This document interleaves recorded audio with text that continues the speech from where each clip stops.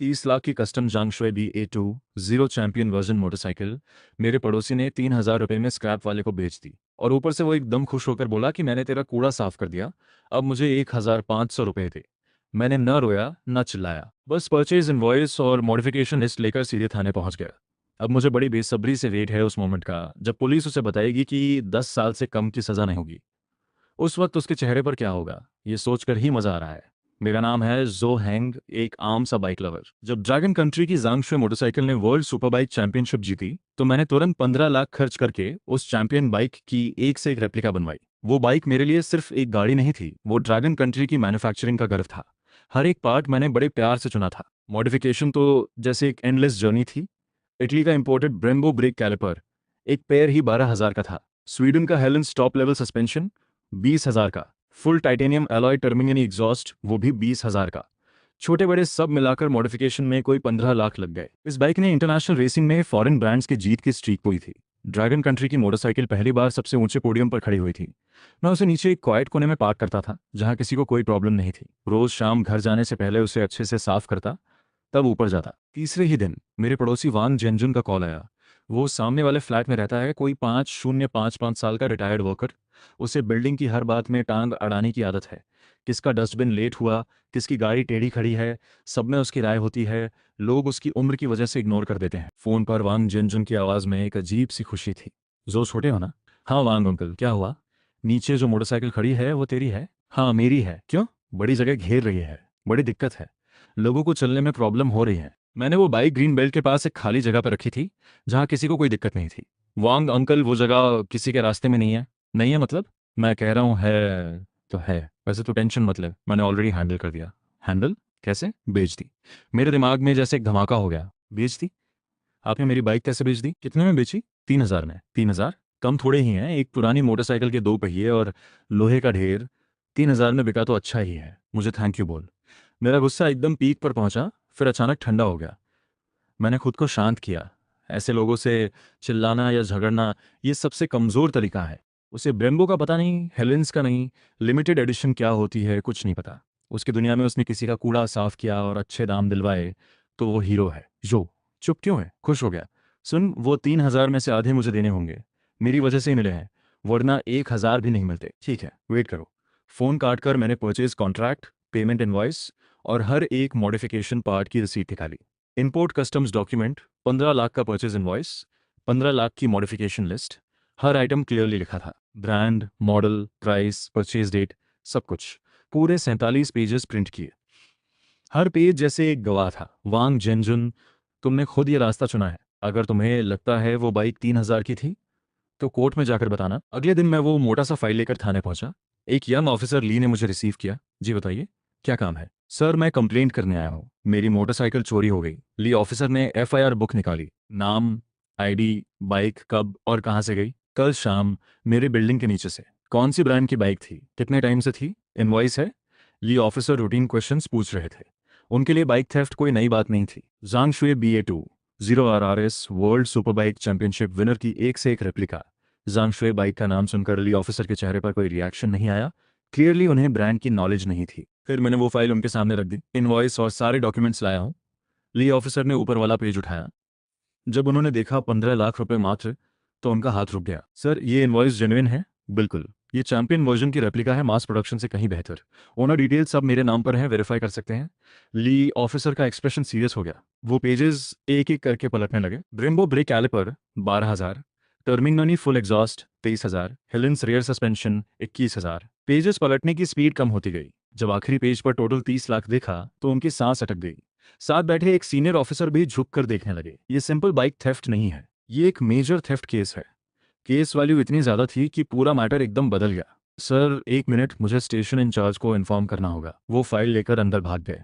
मुझे पता था बात अब उसी डायरेक्शन में जा रही है जो मैंने सोची थी। 3,000 की बाइक थेफ्ट और 30 लाख की बाइक थेफ्ट, इन दोनों की प्रायोरिटी में जमीन आसमान का फर्क है। पहले में शायद नोट लिखकर घर भेज दें, दूसरे में स्पेशल टीम बनती है, डेडलाइन होती है। कुछ मिनट्स में स्टेशन इंचार्ज जांग साहब ली ऑफिसर के साथ बाहर आए। छोटे ली ने सब बता दिया। सारे डॉक्यूमेंट्स हम कॉपी करके एविडेंस में रखेंगे। ये केस बहुत सीरियस है। हम अभी स्पेशल टीम बना रहे हैं, जल्द से जल्द आपकी बाइक वापस दिलाएंगे। Thank you Zhang sir. वैसे जिसने बाइक ली उसका मुझे अंदाजा है। कौन है? मेरा पड़ोसी वांग जियानजुन। मैंने पूरी बात डिटेल में सुनाई। मतलब आपके पड़ोसी ने 30 लाख की मोटरसाइकिल स्क्रैप में 3,000 को बेच दी? हाँ, उसने फोन पर खुद बताया, और 1,500 अपने लिए भी मांगे। जांग सर एकदम चुप हो गए। इतने साल की सर्विस में ऐसा केस नहीं देखा था। ये सिंपल थेफ्ट नहीं, ये बेवकूफ़ी है, लालच है, और घमंड है। ये थेफ्ट है, क्रिमिनल ट्रेसपैस है, या illegal disposal of someone's property, कुछ भी हो। 30 लाख की वैल्यू पर सेंटेंस कम नहीं होगा। 10 साल से कम तो होगा नहीं। सभी यूनिट्स ध्यान दें, 3 मिनट्स में नीचे इकट्ठा हो। जो सर, आपने सही किया, झगड़ा नहीं किया, पुलिस के पास आए। ये सबसे समझदारी का काम था। आगे सब हम देखेंगे। मुझे पता था असली शो अब शुरू होने वाला था। पुलिस बाहर निकली रेडी होकर। पुलिस वैन ने कोई सायरन नहीं बजाई, चुपचाप हमारी बिल्डिंग के नीचे आकर रुकी। आसपास के बुजुर्ग और बच्चे पुलिस देखकर रुक गए। हम ऊपर गए, वांग जेंजुन के दरवाजे पर रुके। ली ऑफिसर ने नॉक किया। अंदर से वांग जेंजुन की इरिटेटेड आवाज आई, कौन है? पुलिस, दरवाजा खोलो। कुछ सेकंड्स बाद दरवाजा थोड़ा खुला। वांग जेंजुन ने झांक कर देखा, सामने कई ऑफिसर्स खड़े थे। पुलिस वाले, किसे ढूंढ रहे हो? तुम्हें, वांग जेंजुन। एक थेफ्ट केस में तुम्हें कोऑपरेशन करनी होगी। Theft case? ओह, उस मोटरसाइकिल के लिए? सर, आप ही जज करो, मैं तो भला किया। नीचे जगह घेर रहा था, मैंने साफ कर दिया। इस लड़के ने उल्टा पुलिस बुला ली। इसमें मेरी गलती कहाँ है? वो एकदम कॉन्फिडेंट था, जैसे विक्टिम वही हो। आसपास के पड़ोसी भी दरवाजे खोलकर झांकने लगे। क्या हुआ? वांग अंकल के यहाँ इतने पुलिस वाले? सुना है मोटरसाइकिल के लिए है। जो की नई बाइक के लिए। वो कूड़ा कैसे हुई? वांग जेनजुन की बकवास सुनकर मैं बस चुपचाप देखता रहा। वांग जेनजुन, कुछ सवालों के जवाब देने होंगे, सच बताना। वो मोटरसाइकिल तुमने ही बेची? हाँ, मैंने बेची। 3,000 में। 1,500 तो उसे भी देने थे। उल्टा इसने पुलिस बुला ली। तुम्हें किसने राइट दिया दूसरे की प्रॉपर्टी बेचने का? राइट? उस मोटरसाइकिल ने पब्लिक स्पेस घेरी हुई थी। मैं बिल्डिंग का रेसिडेंट हूँ, मुझे राइट है। और मैंने फ्री में नहीं किया, पैसे भी दिलवाए। ये तो मदद हुई। आसपास के लोगों में हंसी की आवाज आई। ऐसी लॉजिक किसी ने नहीं सुनी थी। जांग सर ने वांग जेनजुन को रोका और ली ऑफिसर से एक डॉक्यूमेंट लिया। वांग जेनजुन, ध्यान से देखो, ये है जोहेंग का परचेज इनवॉइस और मॉडिफिकेशन लिस्ट। बाइक की cost 15 lakh, modification 15 lakh, total 30 lakh. Indian penal code के अनुसार इतनी बड़ी वैल्यू की थेफ्ट में 10 साल या उससे ज्यादा की सजा होती है। जांग सर का हर एक वर्ड जैसे वांग जेनजुन पर हथौड़े की तरह पड़ रहा था। वांग जेनजुन की आंखें उस डॉक्यूमेंट पर जम गई। उसके चेहरे का वो कॉन्फिडेंट एक्सप्रेशन एकदम फ्रीज हो गया। नहीं नहीं, ये हो नहीं सकता। एक मोटरसाइकिल 30 लाख की? तुम सब मिले हो, मुझे बेवकूफ बना रहे हो। क्या हो गया वांग भाई? उनकी वाइफ ली चुआ घबराकर बाहर आई। पुलिस और नेबर्स देखकर घबरा गई। पुलिस वाले, कोई मिसअंडरस्टैंडिंग तो नहीं? आपके पति ने पड़ोसी की 30 लाख की बाइक 3,000 में बेच दी। इसे मिसअंडरस्टैंडिंग बोलते हैं? 30 30 लाख? उनकी चीख पूरे कॉरिडोर में गूंज गई। सब नेबर्स हैरान। किसी ने नहीं सोचा था कि नीचे खड़ी वो बाइक किसी फ्लैट की डाउन पेमेंट के बराबर है। वांग जेनजुन का चेहरा एकदम सफेद हो गया। तुमने किसे बेची? जल्दी कॉल करो, बाइक वापस मंगवाओ। 30 लाख हम कहाँ से लाएंगे? वांग जेनजुन के होंठ कांप रहे थे, कुछ बोल नहीं पा रहे थे। वांग जेनजुन, जल्दी बताओ, किसे बेची? खरीदार कहाँ है? एक स्क्रैप वाले को बेची। नाम लियो है, पास के बिल्डिंग्स में घूमता है, फोन नहीं है, एड्रेस नहीं पता। वो पैसे भी मैं कार्ड्स में हार गया। जो भाई, जो हिंग जी, प्लीज छोड़ दो। वांग साहब को कुछ हो गया तो हम कहाँ जाएंगे? इन्हें कुछ नहीं पता था, ये बस बूढ़े हो गए। 30 लाख? वांग भाई इस बार सच में फंस गए। हमेशा दूसरों में कमी निकालते थे, अब देखो इनका यही हाल होना था। मैंने नीचे झुकी ली कुइहुआ को देखा। मेरे मन में कोई हलचल नहीं थी। जब बाइक 3,000 की लगती थी तो ये फेसेस अलग होते। वांग जेनजुन के साथ मिलकर मुझे नासमझ लड़का बोलते और 1,500 लेकर खुश हो जाते। ये सब कोर्ट में बताइएगा। ली कुइहुआ रुक गई। उसे लगा था शायद मैं पिघल जाऊंगा। जंग सर ने ली ऑफिसर को इशारा किया। ली ऑफिसर और एक कांस्टेबल आगे बढ़े। वांग जेनजुन, थेफ्ट के आरोप में हम तुम्हें समन कर रहे हैं, थाने चलो। नहीं, ये सच नहीं हो सकता। 30 लाख कैसे? हैंडकफ्स वांग जेनजुन की कलाइयों पर लग गए। वांग जेनजुन एकदम ढीले पड़ गए। लगभग 2 ऑफिसर्स ने थामा। पुलिस वाले, इन्हें मत ले जाओ, इनकी तबीयत ठीक नहीं। मैडम, ये कानून का मामला है, उम्र से कोई छूट नहीं मिलती। अभी सबसे जरूरी यह है कि जिसे बाइक बेची उसे ढूंढो। खुद सरेंडर करना ही सजा कम करवाने का एकमात्र तरीका है। जो सर, आप भी चलिए, डिटेल स्टेटमेंट देनी होगी। और इस तरह सबकी नजरों के सामने नीचे उतरे। वांग जेनजुन को हैंडकफ्स में देखकर लोगों की भीड़ में हलचल मच गई। यार, इस लड़के ने कोई रहम नहीं किया। रहम किस लिए? 30 लाख का नुकसान हो तो तुम करते रहम? सही बात है। पुलिस वैन में बैठने के बाद ली ऑफिसर ने मेरा स्टेटमेंट लिया। मैंने हर एक डिटेल क्लियरली बताई। इंटरोगेशन रूम में जांग सर खुद वांग जेनजुन से पूछताछ कर रहे थे, लेकिन वांग जेनजुन बस ये दोहरा रहा था, मुझे नहीं पता था, मैंने जानबूझकर नहीं किया। वो स्क्रैप वाला ल्यू पास के बिल्डिंग्स में घूमता था, पर कोई कांटेक्ट नहीं था। जो सर, सिचुएशन थोड़ी डिफिकल्ट है। वांग जेनजुन से कोई यूजफुल लीड नहीं मिल रही। हमने सीसीटीवी फुटेज चेक करनी शुरू कर दी है, उम्मीद है उसे इंटरसेप्ट कर सकें, लेकिन अगर बाइक स्क्रैप में कट हो गई तो लॉस रिकवर करना बहुत मुश्किल होगा। आपकी टीम पर भरोसा है, उम्मीद है बाइक मिल जाए। हेलो, जो हैंग हो? हाँ, कौन? मैं वांग जेनजुन का बेटा वांग बिन हूँ। माँ ने सब बताया। यार, एक मोटरसाइकिल की बात है, इतना बड़ा इशू क्यों बना रहे हो? सुनो, मैं 5 लाख दे देता हूँ, थाने जाकर केस वापस लो, मेरे डैड को छुड़वाओ। सच में एक ही घर के लोग होते हैं। बाप ने 30 लाख की बाइक 3 हजार में बेची, बेटे को लगा 5 लाख में सब ठीक हो जाएगा। 5 लाख? तुम्हें लगता है मेरी बाइक सिर्फ 5 लाख की है? एक पुरानी मोटरसाइकिल की वैल्यू ही कितनी होती है? 5 लाख कम नहीं है, खुद को बड़ा मत समझो। ठीक है। और सुनो, मेरे डैड को कुछ हुआ तो तुम्हें भी चैन से नहीं रहने दूंगा। अच्छा, वेट करो। फोन काटने से पहले मैंने उसे बता दिया कि ये कॉल रिकॉर्ड हो रही है। रिपोर्टिंग पर्सन को थ्रेटन करना और जुडिशियल प्रोसेस में इंटरफेयर करना दोनों अलग अलग ऑफेंस हैं। जांग सर का चेहरा एकदम डार्क हो गया। क्या घर है? बाप अनजान है, बेटा बेशर्म है। ये ओपनली लॉ को चैलेंज कर रहे हैं। टेक्निकल टीम, अभी इस नंबर की लोकेशन ट्रेस करो। एक्शन ग्रुप, रेडी रहो। आज इस पूरे फैमिली को एक साथ लाना है। जल्दी ही सीसीटीवी फुटेज मिल गई। बिल्डिंग गेट की कैमरा में कल शाम का साफ वीडियो था। ये वही है। इमेज जूम करो, फेस क्लियरली कैप्चर करो, फोटो लेकर नियर बाय स्क्रैप डीलर्स और लोकेलिटी में जाओ। इस आदमी को ढूंढ कर लाओ। करीब 1 घंटे बाद रिपोर्ट आई। सर, मिल गया। सिटी के बाहर एक बड़ी स्क्रैप रिसाइकलिंग फैक्ट्री में है। बाइक भी वहीं है? हाँ सर, इंटैक्ट है।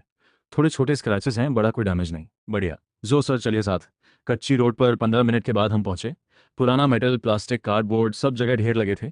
एक बड़े टिन शेड के नीचे वाटरप्रूफ कवर से ढकी मेरी बाइक खड़ी थी। कुछ ऑफिसर्स स्क्रैप डीलर लियू से पूछताछ कर रहे थे। मैं तेजी से आगे बढ़ा और कवर उठाया। वो चैंपियन रेड कलर फिर मेरी आंखों के सामने था। Brembo calipers, Ohlins suspension, Termignoni exhaust, सब ठीक था। मैंने हाथ फेरा, जैसे कोई खोया हुआ मिल गया हो। सर, मैं बेकसूर हूँ। उस वांग साहब ने कसम खाकर कहा था ये उनके बेटे की पुरानी बाइक है, जगह घेर रही है, 3 हजार में ले जाओ। मुझे तभी शक हुआ था, ये तो स्क्रैप लग नहीं रही, पर फ्री में मिल रही थी तो ले ली। ये तो क्लियरली स्टोलन गुड्स खरीदना है। सर, लाने के बाद मुझे और डाउट हुआ। बाइक बिल्कुल नहीं थी, पार्ट्स समझ नहीं आए, पर बड़े महंगे लग रहे थे। तो सोचा छुपा लेते हैं, बाद में किसी जानकार से पूछकर बेचेंगे। कसम से इंजन भी स्टार्ट नहीं किया। उसकी बाद में एक्चुअली मेरी बाइक की वैल्यू और कंफर्म कर दी। एक स्क्रैप डीलर भी जानता था ये ऑर्डिनरी नहीं है। सिर्फ वांग जियनजुन जैसा अहंकारी इंसान ही इसे कूड़ा समझ सकता था। जो सर, बाइक मिल गई। शुक्रिया जांग सर, शुक्रिया सभी ऑफिसर्स को। ये हमारा काम है। लेकिन बाइक अभी एविडेंस के तौर पे हमारे पास रहेगी। केस कंप्लीट होने के बाद आपको वापस मिलेगी। समझ गया। स्क्रैचेस ट्रांसपोर्ट में हुए होंगे, हम सर्टिफाइड एजेंसी से वैल्यूएशन करवाएंगे। सिविल कॉम्पेंसेशन के लिए एविडेंस बनेगी। स्क्रैचेस ही नहीं, ये लिमिटेड एडिशन है। किसी अनऑफिशियल जगह स्टोर करने से पेंट, सर्किट, परफॉर्मेंस सब पर असर पड़ सकता है। सब कुछ प्रॉपर्ली इवैल्यूएट होना चाहिए। बिल्कुल, हम आपकी बात वैल्यूएशन एजेंसी को फुल्ली कन्वे करेंगे। अब सिचुएशन क्लियर थी। बाइक मिल गई, एविडेंस कंप्लीट था। वांग जियनजुन पर थेफ्ट कंफर्म था। लियू डीलर ने कोऑपरेट किया, बाइक सेफ रही, तो उसके केस में थोड़ी लीनियंसी हो सकती थी। तभी दूसरी टीम से खबर आई, वांग जियनजुन का बेटा वांग बिन मिल गया था और उसे थाने लाया जा रहा था। जो सर, चलिए देखते हैं उस लड़के के पास अब क्या बोलने को है। थाने वापस आया तो वेटिंग एरिया में वांग बिन बड़े एटीट्यूड के साथ बैठा था। साथ में ली कुईवा रो रही थी और कुछ समझा रही थी। मुझे देखते ही वांग बिन उठकर सामने आ गया। तुम जो हैंग हो? लास्ट चांस दे रहा हूँ, 10 लाख दे रहा हूँ, केस बंद करो। डैड को छोड़ो। मुझे हंसी आ गई, उसे लग रहा था पैसे और एटीट्यूड से सब मैनेज हो जाएगा। वांग बिन, पहले दो लीगल कॉन्सेप्ट समझो। पहला, थेफ्ट और अमाउंट पर्टिकुलरली लार्ज का मतलब क्या होता है। दूसरा, क्रिमिनल केस में पब्लिक प्रोसिक्यूशन का प्रिंसिपल क्या होता है। क्रिमिनल केस प्राइवेट सेटलमेंट से बंद नहीं होता। बड़ी बड़ी बातें मत करो। पैसे ज्यादा चाहिए, सीधे बोलो। 20 लाख फाइनल ऑफर। और ज्यादा नखरे दिखाए तो कॉन्सिक्वेंसेस भुगतने होंगे। वांग बिन, ये थाना है, तुम्हारे बाप की कंपनी नहीं। यहाँ चिल्लाना और रिपोर्टिंग पर्सन को थ्रेटन करना, ये किसने अलाउ किया तुम्हें? मैंने थ्रेटन नहीं किया, बस नेगोशिएट करने आया था। नेगोशिएट? तुम्हारे डैड ने किसी की 30 लाख की प्रॉपर्टी चुराई और तुम 20 लाख में सेटल करना चाहते हो? मैथ्स तो बढ़िया है तुम्हारी। फोन कॉल पर जो सर को थ्रेटन करने की रिकॉर्डिंग हमारे पास है। जुडिशियल प्रोसेस में इंटरफेरेंस, साथ में क्रिमिनल डिफेमेशन भी। लग रहा है तुम भी डैड के साथ अंदर जाना चाहते हो। नहीं सर, मिसअंडरस्टैंडिंग है। मैं बाहर से आया हूँ, सिचुएशन क्लियर नहीं थी, इमोशंस में आ गया था, सॉरी। इंटेंशन था या नहीं, लॉ डिसाइड करेगा। अभी वॉन्ग जियनजुन थेफ्ट में है, लियू सस्पेक्टेड रिसीवर है। वॉन्ग बिन, तुम जुडिशियल इंटरफेरेंस में हो। सबको अलग अलग रूम में ले जाओ। जब वांग फैमिली को ले जाया गया, ऑफिस फाइनली शांत हुआ। जो सर, ये सब देखकर शर्म आती है। कोई बात नहीं जांग सर, बड़े जंगल में सब तरह के जानवर होते हैं। ये वांग बिन, मैंने थोड़ा बैकग्राउंड चेक किया, छोटी सी कंपनी चलाता है, पर बड़ा एटीट्यूड है। पैसे से सब फिक्स करने की आदत है। आज इसे पता चलेगा कि लॉ से कोई डील नहीं होती। वांग जियनजुन ने अपना क्राइम एक्सेप्ट किया। एविडेंस स्ट्रांग था, केस जल्दी प्रोसिक्यूटर के पास गया। मैंने लॉयर हायर किया सिविल कॉम्पेंसेशन के लिए। दो मेन पॉइंट्स थे। पहला, वांग जियनजुन का क्रिमिनल केस फुल परस्यू करना, कोई माफी नहीं। दूसरा, सारे फाइनेंशियल लॉसेस की पूरी कॉम्पेंसेशन। वांग बिन को जब पता चला, रिपोर्टेडली उसने घर का एक एंटीक वास तोड़ दिया गुस्से में। अगले कुछ दिनों में मैं बिल्डिंग का फेमस फिश बन गया। लोग रिस्पेक्ट से देखते थे। वांग जेनजुन का घर अब सबकी नज़र में था। वांग बिन ने बहुत कोशिश की। ऑफर 20 लाख से बढ़कर 35 लाख तक गया। मैंने लॉयर से सब रिजेक्ट करवाया। ये पैसों की बात नहीं थी। कुछ लोगों को एक बार ठीक से सबक मिले, तभी वो रिस्पेक्ट करना सीखते हैं। जब सॉफ्ट और हार्ड दोनों तरीके फेल हुए, तो ली क्यूहा डेली बिल्डिंग एंट्रेंस पर बैठकर रोने लगी। हर आने जाने वाले को बताती कि मैं उनके घर को बर्बाद कर रहा हूँ। कुछ इनोसेंट नेबर्स भी आने लगे। जो बेटा, छोड़ दो यार। वांग साहब को गलती का एहसास है। मॉरल प्रेशर हमेशा कमजोर लोगों का सबसे सस्ता वेपन होता है। मैंने कोई आर्ग्यूमेंट नहीं किया। कोर्ट का अरेस्ट वारंट डायरेक्टली वॉल पर चिपका दिया। लॉ की पावर किसी भी विस्पर से ज्यादा लाउड होती है। जो लोग मुझे माफी दो बोल रहे थे, अब वो खुद रास्ता बदलने लगे। ली कुइहा का रोना भी बंद हो गया। पर मुझे पता था वोंग फैमिली यहाँ नहीं रुकेगी। मंडे को ऑफिस गया। एक internet based enterprise services company है, मैं प्रोजेक्ट मैनेजर हूँ। आते ही कॉलीग्स की नज़रें अजीब लग रही थी। कुछ कुछ बोलना चाहते थे, रुक रहे थे। तभी एडमिन डिपार्टमेंट की कॉलीग आई। जोहिंग चैन सर ने बुलाया है। चैन सर हमारी कंपनी के ओनर हैं। 4045 साल के, शार्प और एक्सपीरियंस्ड। वो डायरेक्टली मुझ जैसे मिड लेवल एम्प्लॉयज़ को कम ही बुलाते हैं। वांग बिन की रीच कंपनी तक पहुंच गई थी। मैं उनके ऑफिस में गया। बैठो जोहेंग। जोहेंग, आज एक कॉल आई। डिंगशेंग ग्रुप के वैंग बिन का कॉल था। डिंगशेंग ग्रुप वैंग बिन की कंपनी का फैंसी नाम है। एक्चुअली एक छोटी सप्लाई चेन कंपनी है। हाँ, हमारी कंपनी के साथ उनकी एक डील चल रही थी, अच्छा कॉन्ट्रैक्ट था। उसने तुम्हारे बारे में बहुत कुछ कहा। बोला तुम अपनी पावर का मिसयूज करते हो, एक बुजुर्ग को जेल करवा दिया, 40 लाख की एक्सटॉर्शन मांग रहे हो, और कंपनी के लिए रिस्क हो। चैन सर फ्लैट टोन में बोल रहे थे। पर मैं समझ रहा था, ये डिसीजन लेने वाली नज़र थी। मेरी जॉब शायद इस मोमेंट पर डिपेंड कर रही थी।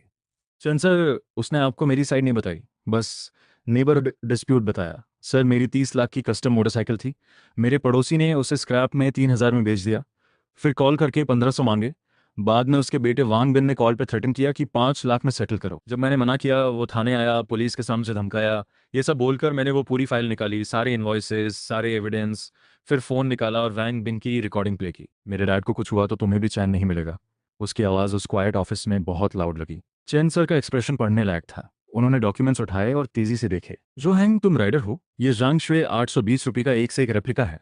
ड्रैगन कंट्री की पहली इंटरनेशनल चैंपियनशिप विनिंग बाइक। चंद सर, आपको बाइक्स पता है? चंद सर मुस्कुराए, उठे और कॉर्नर में एक कैबिनेट खोली। अंदर खूबसूरत कार मॉडल्स की एक पूरी कलेक्शन थी। जवानी में बहुत शौक था, अब उम्र के साथ बस ये रह गया। ब्रेम्बो ब्रेक्स, हेलेन सस्पेंशन, इन चीज़ों पे पैसे वो लगाता है जो या तो बिल्कुल नासमझ हो या जैसे जेन्युइन पैशन हो। तुमने सही किया। हमें ऐसे एम्प्लॉयज़ चाहिए जो प्रिंसिपल्ड हों। मेरे दिल का बोझ उतर गया। मेरा अंदाजा सही था। चेन सर समझदार है।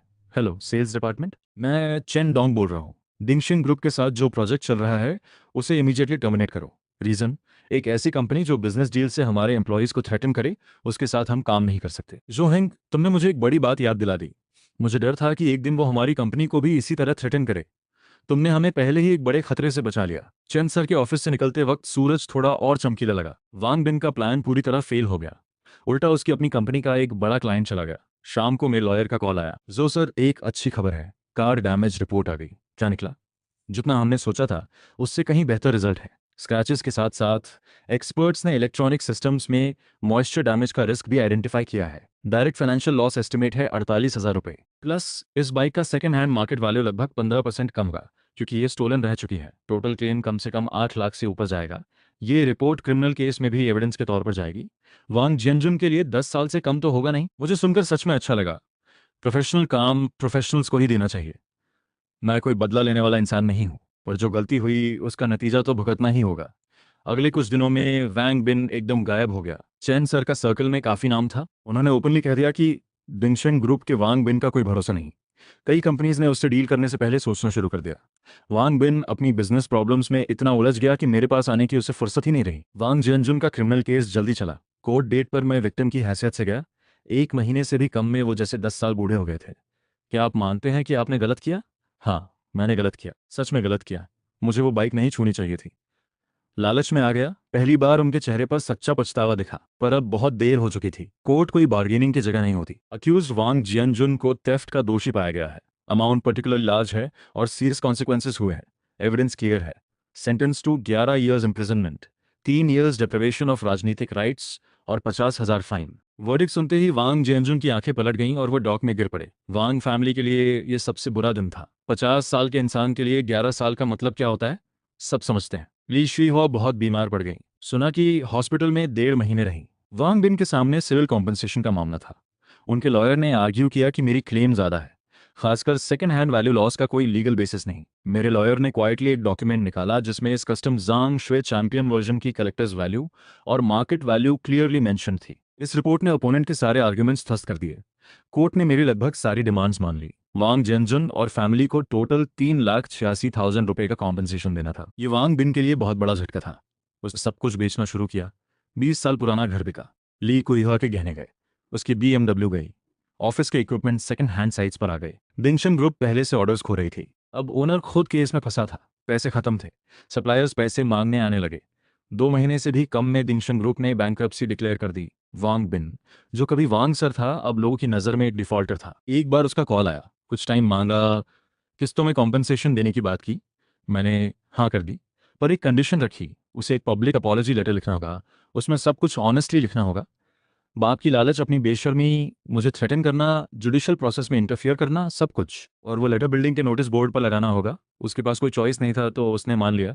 वो लेटर पढ़कर लगा कितना पछतावा था उसमें। वो शान, वो एटीट्यूड, सब गायब था। रेजिडेंट्स रोज उसे पढ़कर जाते थे। वो लेटर सबको याद दिलाता था कि लॉ को चैलेंज करने की कोशिश मत करो। मेरी बाइक आखिरकार पुलिस स्टेशन से वापस मिल गई। जिंदगी फिर से नॉर्मल होने लगी। जब मैं दोबारा उस जांग शुए 820 पर बैठा और उस इंजन की आवाज़ सुनी तो फील बिल्कुल अलग था। ये बाइक अब सिर्फ शौक नहीं थी, ये मेरे प्रिंसिपल्स की, मेरे हक की लड़ाई का सिंबल था। हेलो जोहेंग, कहाँ हो? चेन सर बताइए। एक गुड न्यूज़ है। वैंग बिन वाला प्रोजेक्ट तो गया था, पर उस प्रोजेक्ट के ओरिजिनल क्लाइंट को हमारी कंपनी में इंटरेस्ट है। आज उन्होंने ऑफिशियली कॉन्ट्रैक्ट साइन किया। उनके बॉस भी एक सीरियस बाइक एंथुजियास्ट है। उन्होंने खासतौर पर तुमसे हेलेन सस्पेंशन ट्यूनिंग के बारे में बात करनी है। एड्रेस भेज रहा हूँ, कंपनी की इज्जत मत जाने देना। कोई बात नहीं चंद सर, जान भी देनी पड़े तो दे देंगे। मैं एड्रेस पर पहुंचा। जो आ गए। ये हैं होंगयुआन टेक के चेयरमैन ली वैहान सर। ली सर। और ली सर, ये हैं हमारे प्रोजेक्ट मैनेजर जोहेंग। जोहेंग बैठो। चंद सर ने सब बताया। अच्छा हैंडल किया तुमने, ब्रेव भी, स्मार्ट भी, बड़े काम के हो। ली सर बड़ी बात कह रहे हैं। मैंने बस वही किया जो सही था। यही तो आजकल रेयर है, सही काम करना। जोहेंग, सुना तुम्हारी बाइक जांग शुए 820 है? जी, चैंपियनशिप रेप्लिका। वो तो एक बीस्ट है। हेलेन सस्पेंशन कैसे ट्यून किया तुमने? अभी एक्सप्लोर कर रहा हूँ। फैक्ट्री सेटिंग रेस ट्रैक के लिए है। सिटी में थोड़ी स्टिफ लगती है और रिस्की भी। मैं प्रीलोड बढ़ाने की कोशिश कर रहा हूँ, साथ में रीबाउंड डैम्पिंग थोड़ा स्लो कर रहा हूँ। एग्जैक्टली सही जा रहे हो। हेलेंस FGRT सीरीज का यही नेचर है, थोड़ी ट्यूनिंग मांगती है। चैन सर बगल में बैठे मुस्कुरा रहे थे। वो मीटिंग कब हमारी प्राइवेट बाइक डिस्कशन बन गई पता ही नहीं चला। ब्रेम्बो ब्रेक्स की फील से लेकर टर्मिनियोनी एग्जॉस्ट के डिफरेंट मटेरियल्स के साउंड तक, ECU रीमैपिंग के रिस्क तक, हम दोनों घंटों बात करते रहे। ली वेहान ने फ़ोन निकाला और अपना गिराज दिखाया। Ducati Panigale, MV Agusta F4 Claudio, BMW HP4 race, हर एक बाइक एक मास्टरपीस थी। मैंने एक छोटी सी जगह बनाई है, प्राइवेट गैराज कहो या क्लब। वहाँ सब रियल एंथुजियास्ट्स हैं जो सच में समझते हैं, सच में लव करते हैं। ओकेजनली ट्रैक भी जाते हैं। आओगे? मैं समझ गया। ये सिर्फ एक इनविटेशन नहीं था, ये एक अलग ही वर्ल्ड का दरवाज़ा था। ये तो मेरे लिए सम्मान होगा। सैटरडे आफ्टरनून ली वेहान के भेजे लोकेशन पर पहुंचा। एक क्वाइट इंडस्ट्रियल एरिया में एक प्लेन सी ग्रे वेयर हाउस थी। दरवाजे पर एक स्मॉल स्कैनर था। मैंने फ़ोन का इलेक्ट्रॉनिक इनवाइट स्कैन किया। Identity confirmed. वेलकम जोहेंग। ये वेयर हाउस नहीं थी, ये तो एक मोटरसाइकिल टेम्पल था। बड़ी ऊंची सीलिंग वाली जगह कई जोन्स में बनती थी। लेफ्ट साइड पर एक प्रोफेशनल सर्विस एरिया था। हाइड्रोलिक लिफ्ट्स, प्रीमियम टूल्स की पूरी वॉल, प्रिसीजन डायग्नोस्टिक मशीन्स, सब कुछ। टेक्नीशियंस एक अप्रीलिया की केयरफुली देखभाल कर रहे थे। राइट साइड पर एक शोरूम था। दुनिया की टॉप मोटरसाइकिल स्पॉटलाइट्स के नीचे खड़ी थी, जैसे आर्ट एग्जीबिशन हो। सामने एक 2 फ्लोर लाउंज था, नीचे बार और सोफाज, ऊपर बिलियर्ड्स रूम और सिमुलेटर जोन।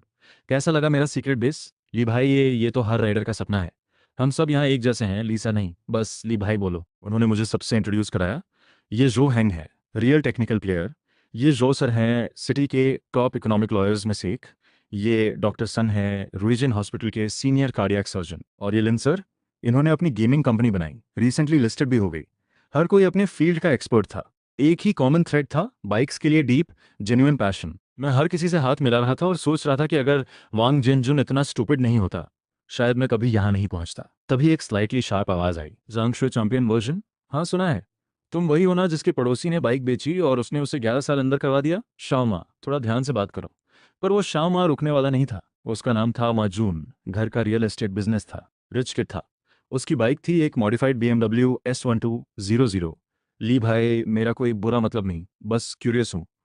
सुना तुम ऑर्डिनरी सैलरीड एम्प्लॉई हो, 2 साल की सैलरी लगा दी एक बाइक पर। क्यों भाई? बाइक तो पैसे जलाने का शौक है, पैशन काफ़ी नहीं होता, वॉलेट भी चाहिए। उसके वर्ड्स में एक सटल सुपीरियरिटी थी, जैसे फाइनेंशियली मैं उनके लेवल का नहीं। हाँ, मैं एक ऑर्डिनरी एम्प्लॉई हूँ। इस बाइक के लिए मेरी लगभग पूरी सेविंग्स गई, पर वो हर एक रुपया मेरी खुद की मेहनत का था। और मेरा पैशन वैसा ही जेन्युइन है जैसे डॉक्टर सन का अपने स्कैल्पल से है, जॉसर का लॉ बुक से है। पैशन का कोई प्राइस टैग नहीं होता। डॉक्टर सन और जाओ सर ने क्वाइटली सिर हिलाया। मार्जुन का फेस थोड़ा पड़ गया। बोलना आसान है, चलो प्रूव करो।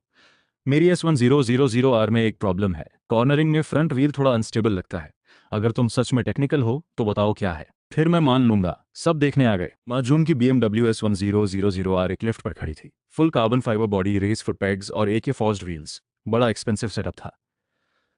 मैं नीचे झुका और फ्रंट व्हील और सस्पेंशन को ध्यान से देखा। तुमने सस्पेंशन बहुत स्टिफ रखी है। हाँ, माउंटेन्स पर कॉन्फिडेंस आता है। व्हील्स बदले थे, प्रॉपर डायनामिक बैलेंसिंग हुई थी, वर्कशॉप ने की थी। ठीक होगी, यही प्रॉब्लम है। AK forced wheels factory wheels से ऑलमोस्ट आधे वेट के होते हैं। वेट इतना कम होने से सस्पेंशन सेटिंग्स पूरी तरह रिकैलिब्रेट होनी चाहिए थी। तुमने पुरानी हाई प्रीलोड मेंटेन की तो फ्रंट व्हील की ग्रिप कम हो गई। कॉर्नर्स में वो स्लाइट वाइब्रेशंस एम्पलीफाई होती हैं, इसीलिए फ्रंट अनस्टेबल लगता है। इसके अलावा इस लेवल की मॉडिफिकेशन के लिए नॉर्मल बैलेंसिंग काफ़ी नहीं होती, लेज़र डायनामिक बैलेंसिंग चाहिए। एरर 1 ग्राम से कम होना चाहिए। मुझे पूरा यकीन है तुम्हारे फ्रंट व्हील पर 15 ग्राम से ज़्यादा बैलेंस वेट्स लगे होंगे। मैं रुका। पूरी रूम में साइलेंस था। सब एक स्ट्रेंज नज़र से देख रहे थे। ये थ्योरी उनकी समझ से ऊपर थी। मार्जन ने सलाइवा स्वॉलो की, फिर स्लोली फ्रंट व्हील के पास गया। टायर के साइड पर बैलेंस वेट्स की एक लाइन क्लियरली दिख रही थी। उसका फेस एकदम रेड हो गया। यार तुम सही हो, मैं सॉरी था, मुझे नहीं पता था। आज रात डिनर मेरी तरफ से सबके लिए। कोई बात नहीं, हम सब तो गाड़ी के शौकीन हैं, बस टेक्निकल बातें कर रहे थे। पर यार जो हाउ, तू तो सच में बहुत छुपा रुस्तम निकला। मुझे भी नहीं पता था कि मोटर बाइक की इतनी गहरी समझ है तेरी। मैं तो बस रिसर्च करता रहता हूँ। अरे ये सिर्फ रिसर्च नहीं है, ये तो एक गिफ्ट है। कभी सोचा है कि इस पैशन को अपना काम बना लो? लीजिए। ये क्या मतलब हुआ? मेरी टीम को एक टेक्निकल डायरेक्टर चाहिए।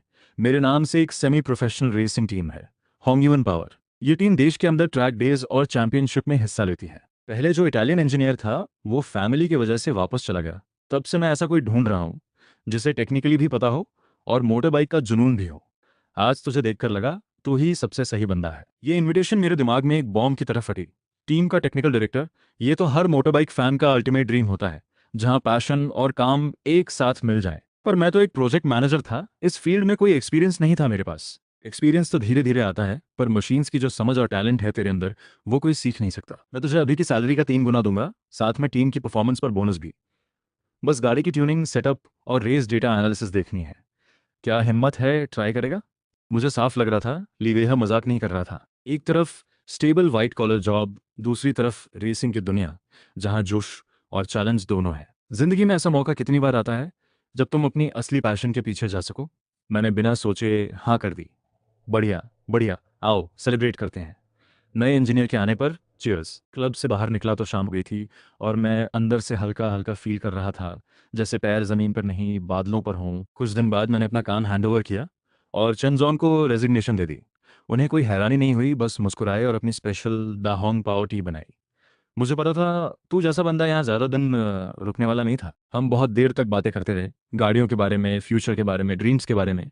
आगे से होंगयुआन टेक के जो भी प्रोजेक्ट्स होंगे तू ही हैंडल करेगा, ये तेरे लिए एक गिफ्ट है नए टेक्निकल डायरेक्टर की तरफ से। एक अच्छा बॉस सिर्फ बॉस नहीं होता, वो तेरी जिंदगी का एक बड़ा साथी होता है। पुरानी 9 to 5 की जिंदगी को अलविदा कहकर मैं उस दुनिया में कदम रख रहा था जहाँ सिर्फ पैशन था। हमगुन पावर टीम का बेस लीरेह के प्राइवेट क्लब से भी बड़ा और ज़्यादा प्रोफेशनल था। यहाँ कोई फैंसी डेकोरेशन नहीं थी, बस ठंडा मेटल और प्रिसाइज मशीन्स।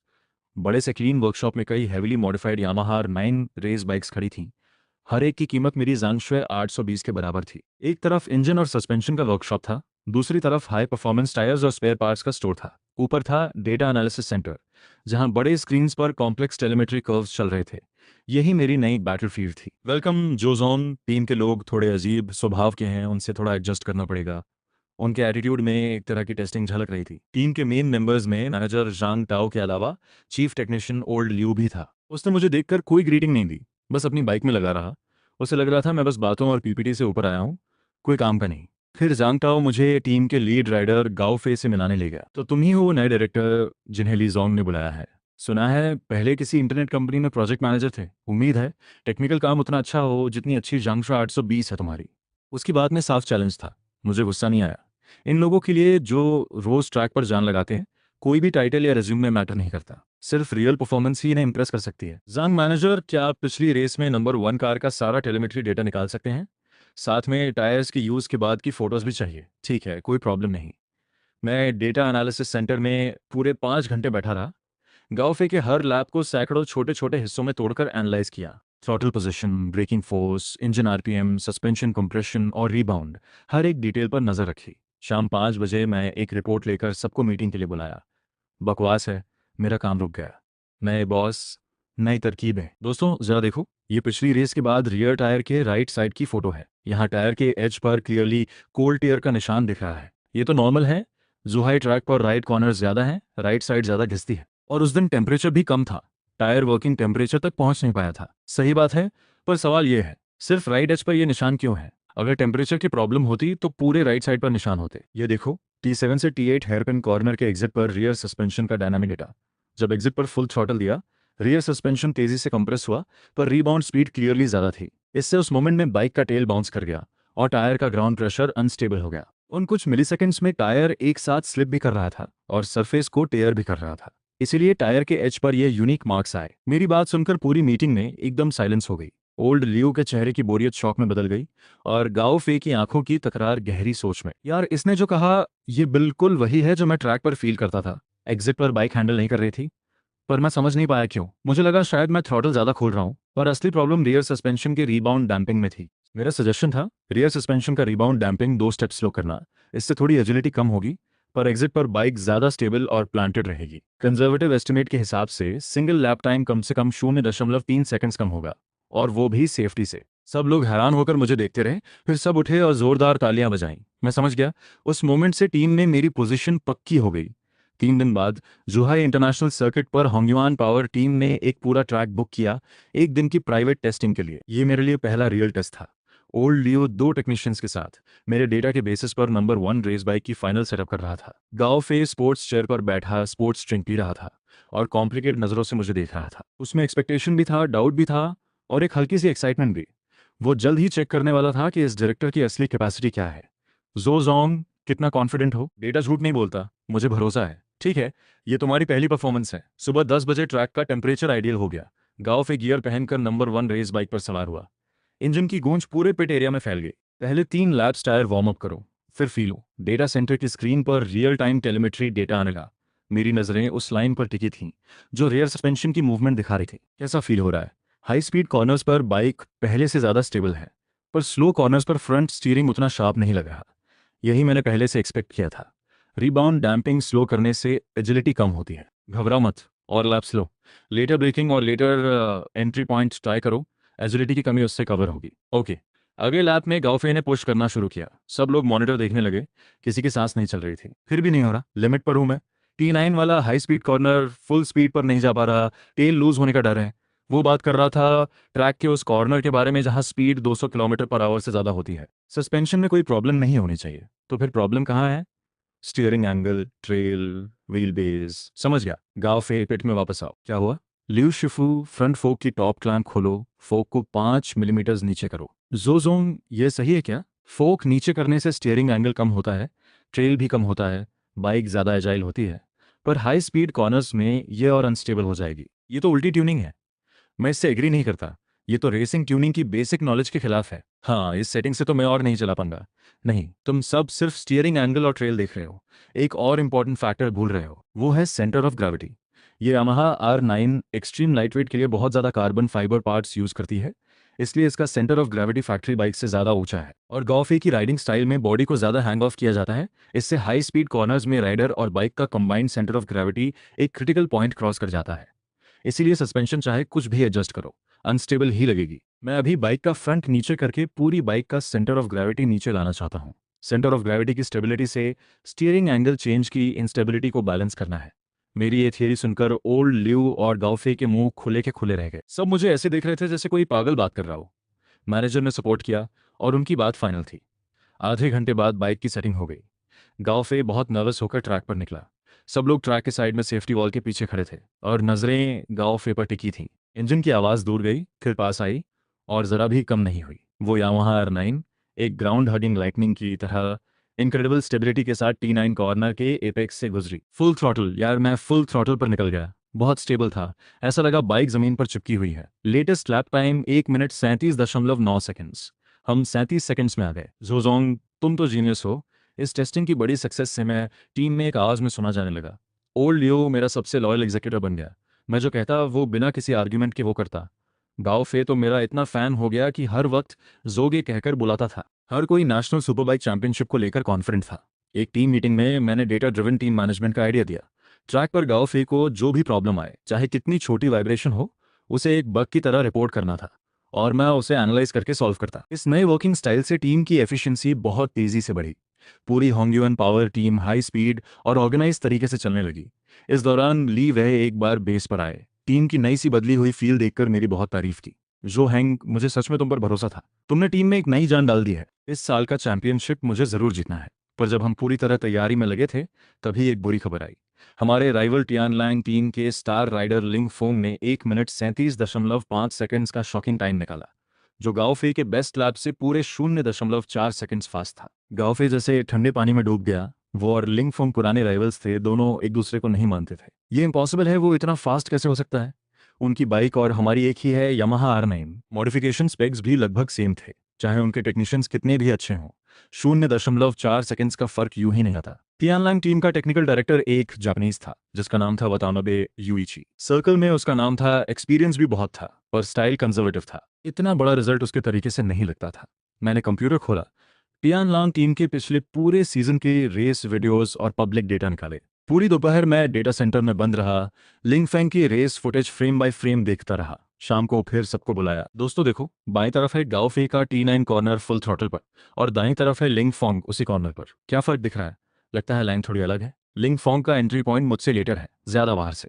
हाँ, पर यह बात नहीं है। असली बात है एग्जिट पर। लिंगफोंग एक ऐसे लीन एंगल से कॉर्नर कर रहा है जो ऑलमोस्ट मोटो जीपी राइडर्स जैसा है। ये तो हो नहीं सकता। ये स्टाइल मैंने भी ट्राई किया है।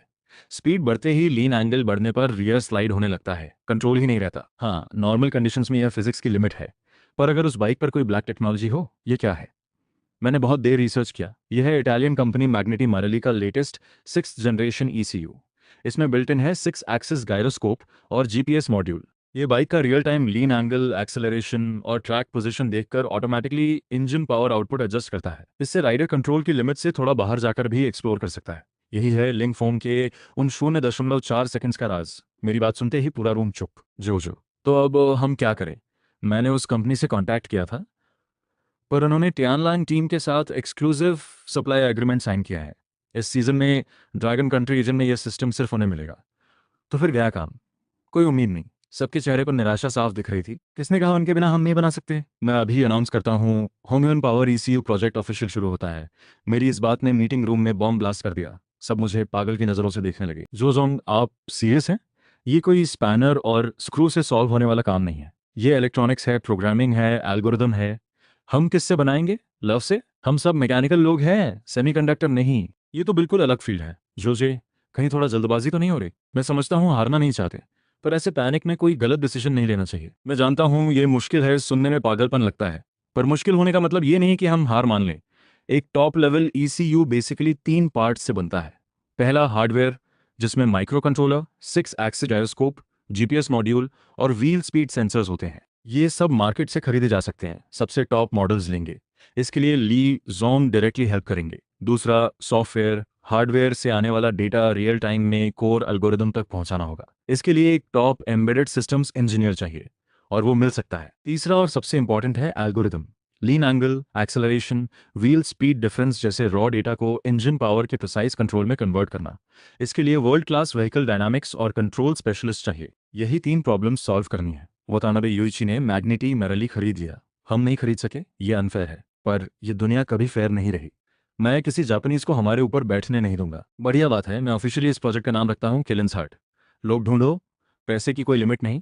बस एक कंडीशन है, सीजन शुरू होने से पहले मुझे किलिंस हार्ट रेस कार में लगा हुआ देखना है।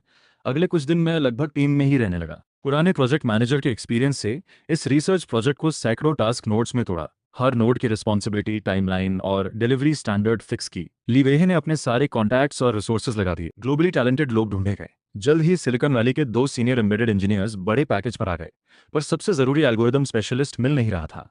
तभी चेन जोंग का कॉल आया। सो हैंग, सुना है तुम एल्गोरिदम एक्सपर्ट ढूंढ रहे हो। चेन जोंग, कोई आइडिया है? मेरे पास एक नाम है, पर पता नहीं तुम कन्विंस कर पाओगे या नहीं। वो जाओतोंग यूनिवर्सिटी के गिफ्टेड क्लास से निकला, फिर एमआईटी से ऑटोमेटिक कंट्रोल में पीएचडी किया। अभी देश की एक टॉप ऑटोनॉमस ड्राइविंग कंपनी में चीफ साइंटिस्ट है। नाम है लिन ई। पर यह बंदा बहुत अजीब है, उसे कन्विंस करना बहुत मुश्किल है। मैंने नाम दिल में बिठा लिया, लिन ई। यही हमारी आखिरी मिसिंग पीस थी। 3 दिन उसके सारे पब्लिश्ड पेपर्स पढ़े, फिर उसकी कंपनी के नीचे पूरी एक दोपहर वेट किया। लिन बॉशी, आप मुझे जानते हैं? मैं जो हेंग हूँ, होंगयुआन पावर टीम का टेक्निकल डायरेक्टर। मुझे रेस कार्स में इंटरेस्ट नहीं है, पर डायनामिक एनवायरनमेंट में मल्टी सेंसर फ्यूजन और प्रेडिक्टिव कंट्रोल एल्गोरिदम में जरूर होगा। बोलते रहो। कल मुझे अपनी टीम का बेस दिखाओ।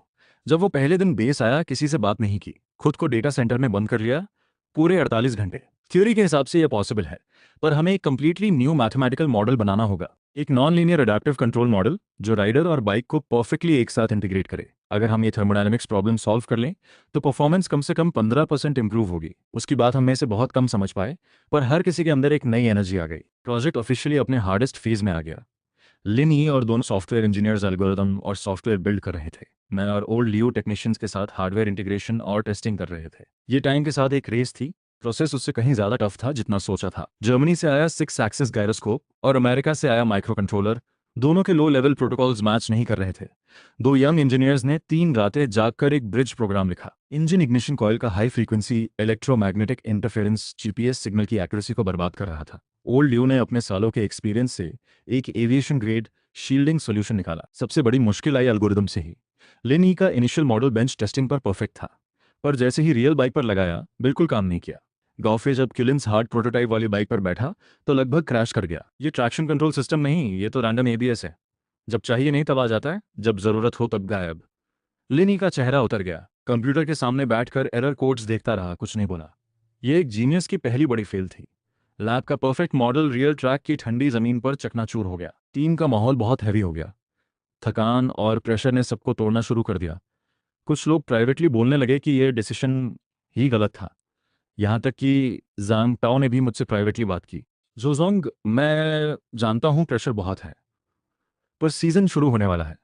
क्या हमें कोई बैकअप प्लान सोचना चाहिए? मुझे पता था वो चिलिंस हार्ट छोड़कर पुराना सिस्टम यूज करने की बात कर रहा था। इसका मतलब होता इतने दिनों की सारी मेहनत बेकार, और ये मतलब होता सीजन शुरू होने से पहले ही हम जापानीज से हार गए। मुझे 3 दिन और दो, अगर तब तक यूजेबल वर्जन नहीं बना तो मैं खुद रिजाइन कर दूंगा। मैंने गारंटी दे दी। लेनी को छोड़कर बाकी सबको डेटा सेंटर से बाहर कर दिया। पूरी रात हम दोनों ने कुछ नहीं बोला। गाउफे की टेस्टिंग के हर फेल मोमेंट की वीडियो और डेटा मॉडल बार बार देखते रहे। मॉडल में कोई गड़बड़ी नहीं थी, कोड भी सही था, हार्डवेयर के सिग्नल्स भी नॉर्मल थे। तो फिर ये सिस्टम क्यों नहीं सुन रहा? उसे फ्रस्ट्रेशन में टूटते देख मुझे अचानक कुछ याद आया। मैंने अपनी फर्स्ट पर्सन राइडिंग वीडियो निकाली। वो थी मेरी जांगशुई 820 पर एक माउंटेन रोड का वीडियो। लिनी, देखो, ब्रेकिंग से पहले ही मेरा बॉडी कॉर्नर की तरफ हैंग ऑफ होना शुरू हो जाता है। उस मोमेंट में बाइक अभी स्ट्रेट है, पर मेरा सेंटर ऑफ ग्रेविटी पहले से शिफ्ट हो चुका है। पर तुम्हारा मॉडल तभी लीन एंगल कैलकुलेट करना शुरू करता है जब गायरोस्कोप बाइक का एक्चुअल टिल्ट डिटेक्ट करता है। तुमने एक बहुत इंपॉर्टेंट वेरिएबल इग्नोर कर दिया, वो है राइडर खुद। तुम्हारा मॉडल एक प्योर मशीन मॉडल है। तुमने राइडर को बाइक पर एक फिक्स्ड वेट की तरह ट्रीट किया, पर राइडर जिंदा होता है। वो अपने बॉडी से एंटिसिपेट करता है, गाइड करता है, बाइक की मूवमेंट के अगेंस्ट भी जाता है। मेरी बात एक लाइटनिंग की तरह लिन ई के दिमाग में घुसी। उसकी आंखें जल गईं। समझ गया, समझ गया। Predictive control. मुझे एक rider behaviour based predictive control module add करना होगा। सीट के नीचे प्रेशर सेंसर्स और हैंडलबार पर पोजीशन सेंसर्स लगाने होंगे। इससे बाइक के टिल्टिंग से पहले ही सिस्टम राइडर का अगला एक्शन प्रेडिक्ट कर सकेगा और पावर आउटपुट स्ट्रैटेजी पहले से एडजस्ट कर देगा। उसकी उस इंटेंस एनर्जी को देखकर मुझे पता चल गया, वो 0.4 सेकंड्स का गैप अब बंद होने वाला है। 3 दिन बाद जब गाओफे टेस्ट बाइक से वापस आया, वो चुपचाप लिन ई के सामने जाकर खड़ा हो गया। लिन बॉशी, शुक्रिया। तुमने एक ऐसा बीस्ट बनाया जो सोचता है। कई महीनों बाद किलिंग्स हार्ट की फाइनल ट्यूनिंग कंप्लीट हुई। उसे टीम की नई जंगशुए 820R रेस बाइक पर इंस्टॉल किया गया। सीएसबी के dragon country super bike championship से एक रात पहले ली वह खुद बेस पर आए हमें विदा करने। कोई बड़ा स्पीच नहीं दिया, बस हम सबके सामने झुककर डीप बो किया, शुक्रिया सबका। रिजल्ट चाहे कुछ भी हो, तुम सब होम्बियन पावर के हीरोज हो। चीयर्स। रेस के दिन हवा में एक अजीब टेंशन थी। पिट एरिया में बहुत शोर था। सभी टीम्स की बाइक्स और इक्विपमेंट तैयार थे। टियानलांग टीम का पिट हमारे ठीक सामने था। उनका स्टार राइडर लिंग फिंग रिपोर्टर से घिरा था, चेहरे पर कॉन्फिडेंट स्माइल था। जापानीज डायरेक्टर वतनाबे यूइची ठंडी नजरों से हमें देख रहा था। उसकी आंखों में साफ था कि वो हमें सीरियस नहीं रहा। सबकी नज़र में हम बस फिलर थे। टियानलांग टीम की चैंपियनशिप का बैकग्राउंड बनने आए थे। पहला फ्री प्रैक्टिस सेशन शुरू हुआ। मैंने गाफे को सबसे कंजर्वेटिव मोड 1 पर चलाने को कहा। इस मोड में किलिंस हार्ट एक्टिवली इंटरवीन नहीं करता। मैं अभी अपने कार्ड शो नहीं करना चाहता था। गाफे का लैप टाइम सभी राइडर्स में 5th रहा। लिंगफोंग ने प्रिडिक्टेबली 1 मिनट 37.3 सेकंड्स का फास्टेस्ट लैप निकाला। पूरे ट्रैक पर तूफान आ गया।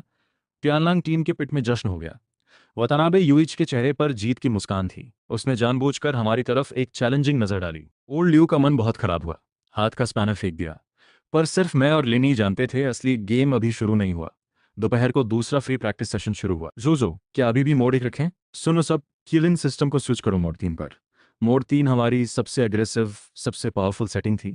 ये इंजन की फुल पावर रिलीज करता था और कंट्रोल पूरी तरह सिस्टम और राइडर की केमिस्ट्री पर छोड़ देता था। ये जैसे एक जंजीर से छूटा हुआ बीस्ट था जो अपनी पूरी ताकत और प्रिसिशन के साथ पहले कॉर्नर की तरफ बढ़ा। डेटा सेंटर में लेनी की उंगलियां कीबोर्ड पर इतनी तेज चल रही थीं कि धुंधली सी लग रही थीं। वो हर पैरामीटर मॉनिटर कर रहा था, किसी भी सिचुएशन के लिए रेडी था। पिट एरिया की सबकी नजरें उस जांगशुए 820R पर टिकी थीं। टियानलांग टीम के पिट में वतनाबे का चेहरा जम गया। जब गाओफे अपनी रेस कार से लाइटनिंग की तरह फिनिश लाइन पार किया तो पूरा पिट एरिया एक बड़े समुद्री तूफान जैसी हलचल से भर गया। ओल्ड ल्यू, जो 50 से ऊपर का था, उसकी आंखें भर आईं। हम जश्न मना ही रहे थे कि वतनाबे यूइची 2 टेक्नीशियंस के साथ हमारे पिट के दरवाजे पर आ गया। ड्रैगन कंट्री वालों, तुमने क्या किया? वतनाबे सन, अलाउ करो, ये हमारा खुद का बनाया हुआ किलिन ट्रैक्शन कंट्रोल सिस्टम है। हंसाओ मत, सेल्फ डेवलप्ड। तुम ड्रैगन कंट्री के लोग एक छोटी सी टीम और रिसर्च की बात करते हो। ज़रूर तुमने हमारा डेटा चुराया होगा या कोई इलीगल तरीका यूज़ किया होगा। वतनाबे सन, हारे हो तो मान लो, तुम जापानीज लोग एक्सक्यूज ढूंढने में इतने अच्छे हो। कितने शर्म की बात है। हम ग्रास रूट टीम है या नहीं, ये संडे की मेन रेस बताएगी। ये कहकर मैंने उसे इग्नोर किया और वापस पिट में आ गया। पीछे से उसकी गुस्से भरी आवाज आती रही। 2 दिन बाद सीएसबी के रेस ऑफिशियली शुरू हुई। ट्रैक पर 5 रेड लाइट्स एक एक करके जलीं और सबका दिल मुंह में आ गया। गाओफे का स्टार्ट बिल्कुल परफेक्ट था। एक कैनन बॉल की तरह पहले कॉर्नर में घुस गया। लिंगफोंग उसके पीछे था। दोनों बाइक्स एकदम चल रही थी। पीछे के राइडर्स जोजे, गाओफे की हार्ट रेट 165 क्रॉस कर गई। उसे बोलो काम रहे, पेस स्लो करे। लिंगफोंग के रियर टायर में वेयर आना शुरू हो गया है। उसका चांस आखिरी लैप्स में है। गाओफे, सुन रहे हो? उससे डायरेक्टली मत भिड़ो। उसके साथ चलो, अपनी पेस 1 मिनट 37.5 सेकंड्स के आसपास रखो। उसे आगे रहने दो, टायर खत्म होने दो। आखिरी 3 लैप्स में मेरी सिग्नल पर मोड 4 स्विच करना। कॉपी। अभी भी थोड़ा जल्दबाज है। गाओफे के टायर्स भी लिमिट पर होंगे। लिंगफोंग, स्टेडी रहो, यही पेस रखो। वतनाबे को लग रहा था जीत उसके हाथ में है, पर उसे क्या पता था यही मेरा ट्रैप था। रेस के आखिरी 3 लैप शुरू हुए। लिंगफोंग की लीड सिर्फ 0.5 सेकंड्स थी। ये बहुत डेंजरस था। उसके एयर टायर पर क्लियरली ग्रेनिंग के निशान थे, पर गाओफे के टायर्स अभी फ्रेश थे। गाओफे, टाइम आ गया। क्लीन मोड 4 स्विच करो, जाओ उसे ओवरटेक करो। उसी मोमेंट में इंजन की आवाज और अग्रेसिव हो गई। थ्रॉटल रिस्पॉन्स ज्यादा वाइल्ड हो गई। पूरी बाइक जैसे किसी पुराने बीस्ट की तरह जाग गई, अपने सबसे डेंजरस रूप में। आखिरी लंबे हाई स्पीड राइट कॉर्नर पर लिंगफोंग ने थ्रॉटल क्लोज करना शुरू किया। स्ट्रेट के लिए तैयार हो रहा था, पर गाओफे ने और डीप थ्रॉटल दे दिया। एक ऐसी लाइन से जो किसी को समझ नहीं आई। एक ऑलमोस्ट सुसाइडल तरीके से बाहर से लिंगफोंग को कट करने लगा। गाओफे पागल हो गया। ड्रैगन कंट्री पावर, स्ट्रेट पर नहीं, कॉर्नर पर ओवरटेक। देखो जरा, यह स्पीड, यह एंगल, ये बंदा मर जाएगा। पर मिरेकल हुआ। जिस मोमेंट में बाइक लगभग लूज कंट्रोल होने वाली थी, उस 0.1 सेकंड में किलिन सिस्टम ने पर सेकंड 10,000 कैलकुलेशंस के साथ प्रिसाइसली इंटरवीन किया। एक इनविजिबल हैंड की तरह उस लगभग गिरती हुई बाइक को थाम लिया। पूरी दुनिया की नजरों के सामने वो रेड ब्लू जांगशुए 820R फिजिक्स को डिफाई करते हुए ट्रैक के आउटरमोस्ट एज पर चिपक कर तियानलांग की रेस कार को पार कर गई। जब गाओफे एक फुल बाइक लेंथ की लीड के साथ स्ट्रेट पर आया तो पूरा ग्रैंडस्टैंड पागल हो गया। झंडे लहराने लगे। ड्रैगन कंट्री की पावर आ गई। टियानलांग की यामाहा R9 पीछे रह गई। बधाई हो होंगियन पावर को, बधाई हो जांगशुए मोटरसाइकिल्स को। नेशनल सुपरबाइक चैंपियनशिप का टाइटल जीत लिया। हम जीत गए, और सिर्फ जीते ही नहीं, एक अनबिलीवेबल तरीके से जीते। गाउफे फिनिश लाइन क्रॉस करने के बाद खुशी में हेलमेट हवा में उछाल दिया। उसने पूरे ट्रैक पर विक्ट्री लैप किया, हजारों फैंस की चीयर्स और सल्यूट्स लेते हुए। होंगयुआन पावर और किलिन सिस्टम का नाम आज पूरे रेसिंग सर्कल में फैल गया। टियानलैंग टीम के पिट में मुर्दे जैसी खामोशी थी। लिंगफोंग मेंटेनेंस एरिया में बैठा था, एक शब्द नहीं बोला। इस रेस ने उसका सारा घमंड तोड़ दिया। इम्पॉसिबल, ये हो नहीं सकता। अवार्ड सेरेमनी में गाओफे सबसे ऊंचे पोडियम पर खड़ा था। रेस के बाद प्रेस कॉन्फ्रेंस हमारा अपना शो बन गया। जोजोंग, ये चिलिन सिस्टम आखिर है क्या? किलिन हमारा खुद का बनाया हुआ ईसीयू है। ये रिप्रेजेंट करता है हम ड्रैगन कंट्री के रेसिंग लोगों की वो स्पिरिट जो मुश्किलों से नहीं डरती, चैलेंज करती है और इनोवेट करती है। क्या ये सच है कि आपकी टेक्नोलॉजी यूरोप के टॉप मैन्युफैक्चरर से आगे निकल गई है? जंग शुए 820 ड्रैगन कंट्री की मोटरसाइकिल मैन्युफैक्चरिंग की पावर दिखाती है। होंगयुआन किलिन सिस्टम तो बस आइसिंग ऑन द केक है। जहां तक रूमर्स की बात है, मुझे लगता है आज की रेस ने हा उसी वक्त सिटी के किसी दूसरे कोने में एक ऐसा बंदा जिसे मैं लगभग भूल चुका था, न्यूज में मेरे बारे में देख रहा था। उसकी जिंदगी पिछले कुछ महीनों में पूरी तरह बर्बाद हो गई थी। फादर जेल में, मदर बीमार, कंपनी बैंकरप्ट, हर तरफ से क्रेडिटर्स। एक टाइम का सक्सेसफुल इंसान अब हर तरफ से घिरा हुआ था। उसने अनगिनत बार मेरे बारे में सोचा था, मुझे बर्बाद करने के ख्वाब देखे थे, पर आखिरकार फ्रॉड और इलीगल फंडरेजिंग के केस में पुलिस उसे ले गई। ये खबर मुझे चेन जोंग ने कॉन्ग्रेचुलेट करते हुए बताई। मेरे दिल में कोई हलचल नहीं हुई। 2 साल बाद वर्ल्ड एंड्योरेंस चैंपियनशिप के वेन्यू पर आर्डेंस फॉरेस्ट के बीच इंजन की दहाड़ गूंज रही थी।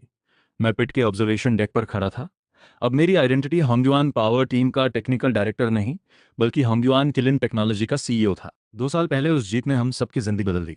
ये वह है कि पूरी सपोर्ट से हमने टीम का टेक डिपार्टमेंट ऑफिशियली अलग किया और ये कंपनी बनाई। हम फोकस करते हैं high performance vehicle electronic control systems पर। किलिन सिस्टम 2 साल में इवॉल्व होकर चौथी जनरेशन तक आ गया था। इसकी परफॉर्मेंस अब मैग्नेटी मिरेली से भी आगे थी, दुनिया में सबसे टॉप। हम जीत गए। पिट में एक जोरदार जयकार हुई। वापस शंघाई में कंपनी हेडक्वार्टर्स की टॉप फ्लोर पर एक प्राइवेट डिस्प्ले रूम था, जो पब्लिक के लिए नहीं था। उस रूम के बीच में खड़ी थी एक बाइक, जांगशुए 820 आरएस चैंपियनशिप रेप्लिका। उसे इतना साफ रखा था कि लाइट में चमकती थी। ये बाइक मैंने कभी दोबारा नहीं चलाई। ये कंपनी का टोटम है, हमारी पूरी स्टोरी का स्टार्टिंग पॉइंट। हर नया एम्प्लॉई यहाँ आता है और मैं उन्हें ये कहानी सुनाता हूँ, उस 3 लाख की इनवॉइस के बारे में, उस मूर्ख लालची नेबर के बारे में। मैं अक्सर अकेला उस बाइक के सामने खड़ा रहता हूँ, वांग जेनजुन के बारे में सोचता हूँ। बहुत लोग कहते हैं वो जांगशुए 820 ने मेरी जिंदगी बदली, पर मैं जानता हूँ असली बदलाव उस बाइक ने नहीं किया। जो बदला वो था उस मोमेंट का मेरा डिसीजन, जब मैंने अपनी डिग्निटी को विजडम और प्रिंसिपल्स से प्रोटेक्ट किया। वही हिम्मत ने मेरी जिंदगी बदली। हम अरे तुझे क्या पता, ये तो सालों पुरानी लोक कथाओं की बातें हैं। मेरी ये टेक्निक ली बाओ जनरल ने सिखाई है। इसकी पावर उस 1 सल्फर 2 चारकोल 3 लकड़ी वाली बात से बहुत ज्यादा है। यू यून अचानक बोली, अरे नहीं, फायर स्टार्टर कहीं गिर गया क्या? तुम्हारे पास है? मेरे पास कहाँ से होगा इस ठंड में? बताओ मत कि हमारे पास आग का कोई साधन नहीं। यू यून ने कड़वी हंसी दी। लगता है सच में नहीं है। यू यूनवेन बहुत पछता रहा था। सब तैयार था और इतनी छोटी चीज में फंस गए। तो अब क्या होगा? क्या कल फिर आना पड़ेगा? बाहर से नाइट वॉचमैन की आवाज आई। यूए युन और यू युनवेन ने एक दूसरे को देखा। दोनों को आइडिया आ गया, तुम यहीं रुको, मैं भी आता हूँ। चैप्टर 235, नीचे। भरोसा करो यार, अभी तक क्यों नहीं आया? कहीं कुछ हो तो नहीं गया? यू युनवेन अकेला ताइजू टैबलेट के सामने ठंड में कांप रहा था। यू युन आधे घंटे से ज्यादा हो गया था, अभी तक नहीं आया। उसकी स्पीड तो ऐसी नहीं होनी चाहिए थी। मैं आ गया। यू युनवेन अभी सोच ही रहा था कि पीछे से यू युन की आवाज आई। वो नाइट वॉचमैन हाथों से कुछ जानता था। उसे थोड़े टाइम में हैंडल करना होता तो शोर होता, तो फिर फायर स्टार्टर कहाँ से लाए? आसान था। इतनी स्किल वाला बंदा ऑर्डिनरी नाइट वॉचमैन नहीं होता। मैंने अंदाज लगाया कि वो एंटी जिन रेबल होगा।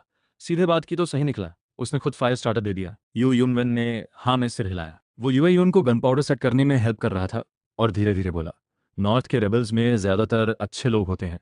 अगर एम्परर उन्हें सही से यूज करे तो सेंट्रल प्लेन्स वापस लेना इतना मुश्किल नहीं होता। क्या तुम्हें उसका नाम पता है? बाद में शुक्रिया देना होगा। वो तो चीन हुई का वो कमीना एम्परर को बहका रहा है। जब से लियू शान ने जेल से छोड़ा, ये यून रोज 4 काम जरूर करता है, खाना, सोना, ट्रेनिंग और चीन हुई को गाली।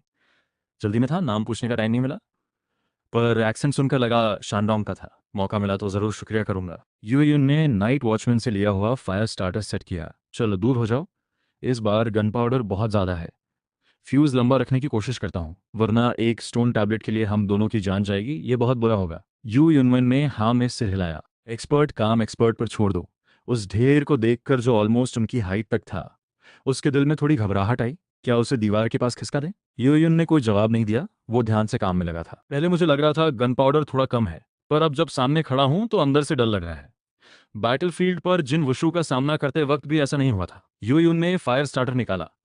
थोड़ी देर बाद कोई एक्सपोजर वगैरह की चिंता मत करो, मैं फायर लगाते ही रुको मत, पलटो मत, दीवार पार करो और सीधे आगे भागते रहो।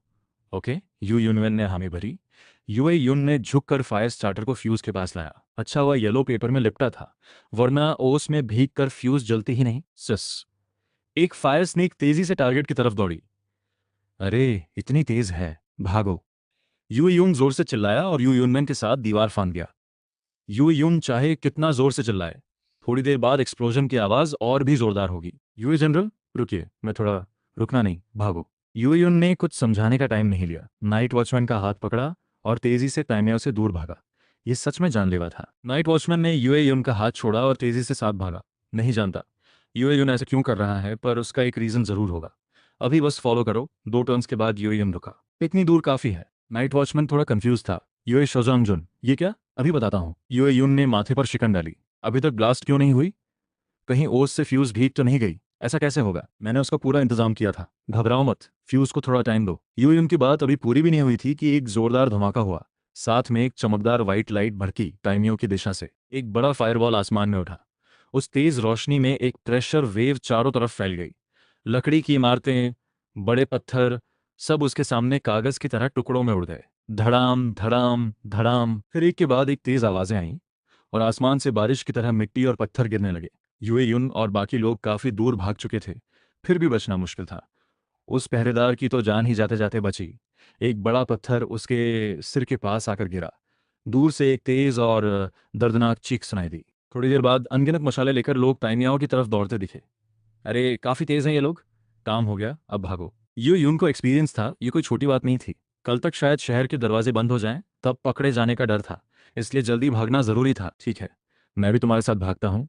उस पहरेदार ने दांत भींचे और सोचा, बाप का दिया काम तो लगभग पूरा हो गया।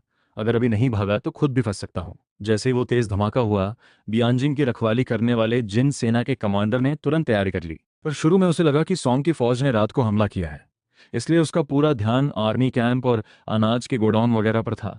उसे क्या पता था कि दुश्मन सिर्फ एक काम के लिए बियांजिंग में घुसे थे, और वो था एक बड़ी आवाज करना। जब सुबह होने को आई और यकीन हो गया कि सॉन्ग की कोई बड़ी फौज नहीं आई, तब जिन कमांडर को समझ आया कि उसने बेकार में इतना सोचा। बस कुछ लोगों ने रात के अंधेरे में आकर थोड़ी हलचल मचाई थी। तब उसने सिटी गेट्स बंद करने का हुक्म दिया, कोई भी बिना परमिशन के बाहर नहीं जाएगा। लेकिन तब तक देर हो चुकी थी। यूए यून तीनों बियांजिंग से बाहर निकल चुके थे। युओ के छोटे जनरल साहब, यू दादा, अब मैं चलता हूँ। उम्मीद है फिर मिलना होगा। उत्तर के लोग बेसब्री से इंतजार कर रहे हैं सॉन्ग की फौज का स्वागत करने को। उम्मीद है इस बार निराश नहीं करेंगे। जरूर, इस बार जरूर। मध्य चाइना वापस लेकर रहेंगे, चाहे कुछ भी हो। अच्छा, अब मैं चलता हूँ। यू यून ने हाथ जोड़े, लेकिन यू यूनमैन ने बड़े प्यार से कहा, हमारे साथ लेनान क्यों नहीं चलते? अभी एम्पायर साहब अच्छे लोगों को ढूंढ रहे हैं। चिन हुई भी जेल में है, यही सही वक्त है कुछ बड़ा करने का। पहरेदार ने हंसते हुए सिर हिलाया। मेरे घर में बूढ़े माँ बाप हैं, छोटे बच्चे हैं, पूरा परिवार है। सबको छोड़कर अकेले लेनान कैसे जाऊं? ये कहते हुए उसने अपनी जेब से एक चिट्ठी निकाली। ये मैंने कई महीनों में लिखी है। इसमें उत्तर के सभी शहरों की जिन सेना की तैनाती का पूरा हाल है, शायद तुम्हारे काम आए। यू यूनमैन ने हाथ नहीं बढ़ाया, बल्कि पूछा, तो तुम्हारा क्या होगा? पहरेदार ने अपना माथा थपथपाया और बोला, चिंता मत करो, सब यहाँ है। ये सुनकर यू यून ने बिना झिझक पहरेदार के हाथ से चिट्ठी ले ली। भाई साहब, नाम क्या है तुम्हारा? वापस जाकर एम्परर को बताना चाहूंगा। हम यूए की फौज कभी किसी की मेहनत पर क्रेडिट नहीं लेती। पहरेदार मना करना चाहता था, लेकिन यूए यून की बात सुनकर बोलना पड़ा। मेरा नाम शिनकीजी है, शानडोंग जियान का रहने वाला हूँ। अरे वाह, ये सरनेम तो कम ही सुना है। घर में बाप का और बेटे का नाम क्या है? तुमने बड़ा काम किया है, परिवार का ध्यान रखा जाएगा। मेरे पिता को मजबूरी में जिन सरकार के लिए काम करना पड़ा, इसलिए बस यही चाहता हूँ कि जब सॉन्ग की फौज आए तो उन्हें गद्दार समझकर सजा ना दी जाए। चिंता मत करो, एम्परर तुम्हारे पिता को जरूर माफ करेंगे। ऐसे लोगों को जो अंदर से सॉन्ग के थे, उनके साथ इंसाफ होगा। अच्छा, अब चलता हूँ। शिनकीजी ने सिर हिलाया और दूसरी दिशा में चल दिया। चैप्टर 236, यूए यून का क्या करें? यूए यून, एम्परर ने तुम्हें कहा था कि बियांजिंग से ताइजू की पत्थर की टैबलेट चुपके से निकाल लाओ, लेकिन तुमने उसे जानबूझकर उड़ा दिया। ये क्या जुर्म है? लिनान के शाही महल में यूए यून बिना कुछ पहने ऊपर से बड़े दरबार के बीच घुटनों पर बैठा था। चारों तरफ ऑफिशियल्स उस पर चिल्ला रहे थे। टैबलेट उड़ाने के बाद तो यूए यून वापस भी नहीं आया था कि खबर पूरे सॉन्ग और जिन में फैल गई। इसलिए जैसे ही वो सॉन्ग की सरहद में घुसा, वहां के लोकल मैजिस्ट्रेट ने उसे पकड़वा लिया और सीधे लिनान भेज दिया। चारों तरफ बुरे चेहरे देखकर यूए यून को बड़ी नफरत हुई। अच्छा हुआ यू युनवेन नहीं पकड़ाया, वरना उसका इन लोगों पर से भरोसा ही उठ जाता। सब चुप करो। लिू शान ने कई बार जोर से डांटा, तब जाकर शोर कम हुआ। एम्परर ने ही मुझे भेजा था कि जैसे बने टैबलेट को बियानजिंग से ले आओ, लेकिन वो चीज़ बहुत भारी थी। मैंने सोचा था तोड़ कर ले आऊंगा और यहाँ जोड़ लेंगे, लेकिन जिन वालों ने देख लिया। यू युन ने जमाई लिया और बोला, जो भी सजा देनी है मुझे दो। एम्परर, बस चीन हुई का हिसाब करना मत भूलना। तुम तो बड़े ढीठ हो। दरबार के कुछ चालाक ऑफिशियल्स को समझ आ गया कि असल में एम्परर का ही इशारा था। वैसे अगर सच में एम्परर का हुक्म था तो हम कुछ नहीं बोल सकते, लेकिन यू युन ने खुद माना है कि उसी ने किया, तो अब उसे सजा तो मिलेगी। चाहे तुम यो फे के बेटे हो, बचोगे नहीं। एम्परर, यो युन ने ताइजू की यादगार को नष्ट किया और ताइनियाओ की कई इमारतें उड़ा दी, सॉन्ग के कानून के हिसाब से। बोलने वाले को लगा कि उसने एम्परर के लिए एक रास्ता निकाल दिया। 9 पीढ़ियों को मारना तो पॉसिबल नहीं है। एम्परर यूएफए और बाकियों को माफ कर सकते हैं। इससे एम्परर की दरियादिली भी दिखेगी और शाही रुतबा भी बना रहेगा। बस एक यूए यून को सजा दो। दरबार में सब आपस में फंसाने लगे। जिसे भी थोड़ी समझ थी वो जानता था कि एम्परर और यूएफए के बीच कैसा रिश्ता है। एम्परर उसे जाने नहीं देंगे, लेकिन ये तो ताइजू की यादगार थी। अब देखते हैं क्या करते हो।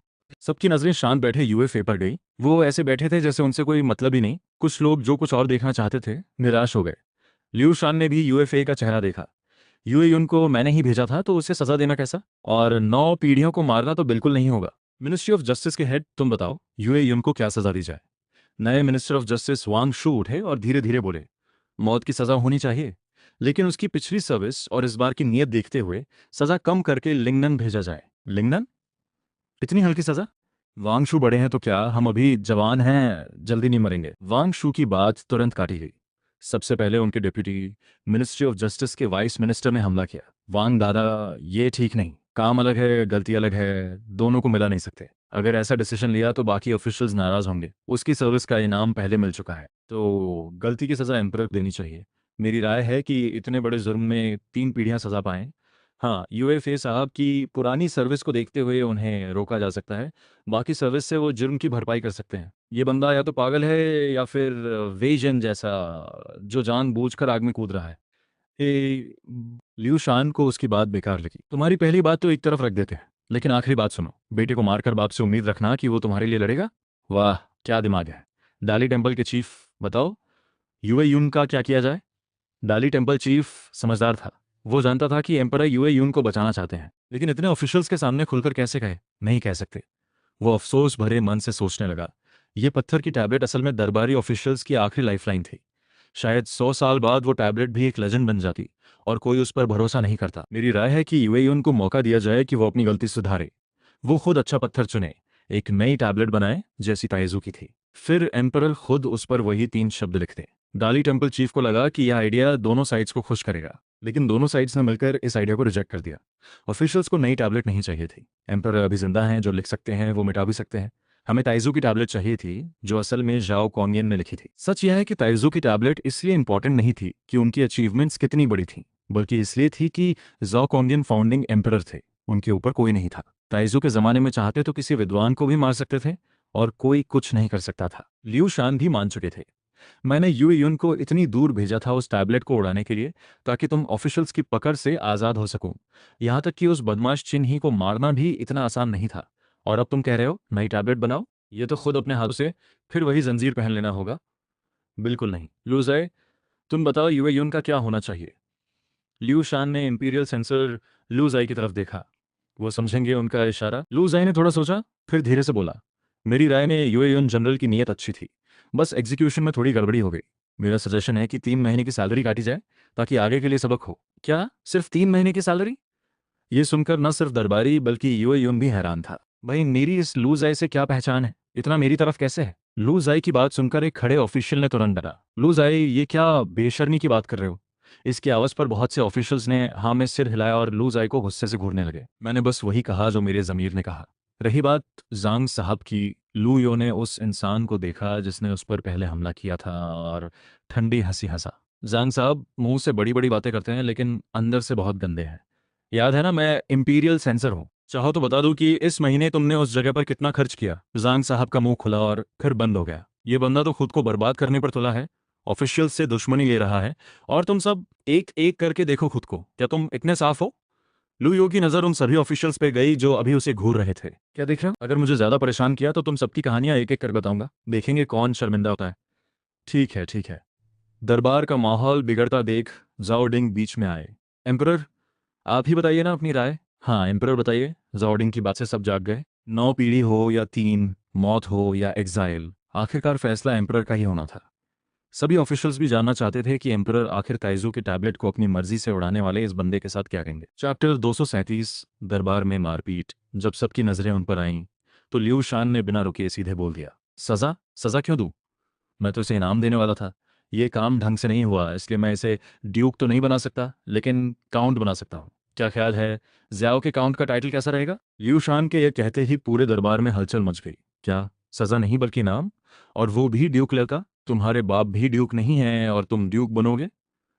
तुम्हारी परफॉर्मेंस तो यूएफए और हान शिजोंग से भी कम है। जरा बराबरी जांग शान से भी करके देखो। ड्यूक बनोगे? किस हक से? लिऊ शान का यह कहना था कि दरबार के सभी ऑफिशियल्स को मैसेज मिल गया। ये सब बेकार की बातें हैं। ये साफ है कि एम्परर ने खुद इसे भेजा था। एम्परर ने खुद ये बात कही ताकि सब लोग यूई उनको छोड़ें और उन्हें ब्लेम करें। वाह, क्या एम्परर और मिनिस्टर का बॉन्ड है। लेकिन हम ऑफिशियल्स क्या दरबारी नहीं हैं? एम्परर, इस बार यूई का दिल सच में झुका। मैं तो बस चिंग हुई की मौत और बदले के बारे में सोच रहा था, लेकिन एम्परर ने सबके सामने न सिर्फ सजा माफ की बल्कि बड़ा इनाम भी दे दिया। ये तो सचमुच एक महान एम्परर की निशानी है। क्यों, कुछ कहना है? कृपया एम्परर इनाम वापस लें। मैंने आपका दिया काम पूरा नहीं किया, चाहे मेरे टुकड़े हो जाएं, कोई सजा मुझे काफ़ी नहीं लगती। इनाम लेने की तो मैं सोच भी नहीं सकता। लिऊ शान थोड़ा रुके। क्या ये यून ये जानबूझकर कह रहा है या सच में ऐसा सोचता है? मुझे लगता है यूए यून का टाइटल छोटा लग रहा है, इसलिए वो मना कर रहा है। तो उसे क्या दूं? शू का प्रिंस, हन का प्रिंस, जूगे का प्रिंस, यूए का प्रिंस? कृपया एम्परर इनाम वापस लें। जब लिऊ शान सोच में थे तब यूएफए ने भी आवाज दी। उनका सोचना सिंपल था। दरबार में अभी कोई भी डुक लेवल का नहीं है, सिर्फ फुगो ड्यूक हान शिजोंग है। बाकी लिऊ गुआंगशी और जांग जून जैसे या तो हटाए जा चुके हैं या बूढ़े हैं। यूए यून की कंपैरिजन हान शिजोंग से नहीं हो सकती। और तो और ये काम इतना बड़ा भी नहीं था कि ड्यूक बनाया जाए। ये टाइटल मिला तो दरबार के ऑफिशियल्स और भी नाराज होंगे। तो फिर क्या किया जाए? लिऊ शान मुंह खोलते खोलते रुके। उन्हें याद आया कि यो फे बेरहम होते हैं। कहीं वो सच में यो युन को मौत की सजा न सुना दे। ऐसा तो नहीं होगा ना? आखिरकार है तो उनका बेटा। यो युन की तरफ एक नजर डाली, जो अभी भी घुटनों पर था। यो फे की आवाज ठंडी थी। सॉन्ग के कानून के मुताबिक मौत की सजा होनी चाहिए। नहीं नहीं नहीं। लिऊ शान ने तुरंत दोनों हाथ उठाए। इतना अच्छा जनरल मारेंगे, ये तो खुद का नुकसान होगा। यूएफए, तुम सच में बेटे से कोई मुंह नहीं रखते? तुम्हें पता है ना कि इसे मैंने भेजा था। एम्परर, एक बात कहना चाहता हूँ, क्या ये ठीक आएगा? हन सुजोंग यूएफए के पीछे से उठे। ये एक मुश्किल सिचुएशन थी। यूए युन को मारना तो पॉसिबल नहीं था। हर समझदार इंसान जानता था कि यह एम्परर का ही हिडन प्लान था। लेकिन अगर यूए युन को बड़ी सजा नहीं मिली तो ये दरबारी ऑफिशियल्स चैन से नहीं बैठेंगे। यूएफए जनरल यूए युन के पिता हैं। एम्परर ने उनसे पूछा, ये पहले से ही मुश्किल था। अगर वो सख्त नहीं बोलते तो ऑफिशियल्स नहीं मानते। लिऊ शान की आंखें चमकीं। हान जनरल, बोलो, क्या सोचा है? मौत की सजा तो देनी नहीं, ये सब मनते हैं। अभी उत्तर जीतने का अभियान सामने है। युद्ध से पहले अपने बड़े जनरल को मारना यह फौज के लिए ठीक नहीं। क्या आप सब इससे एग्री हैं?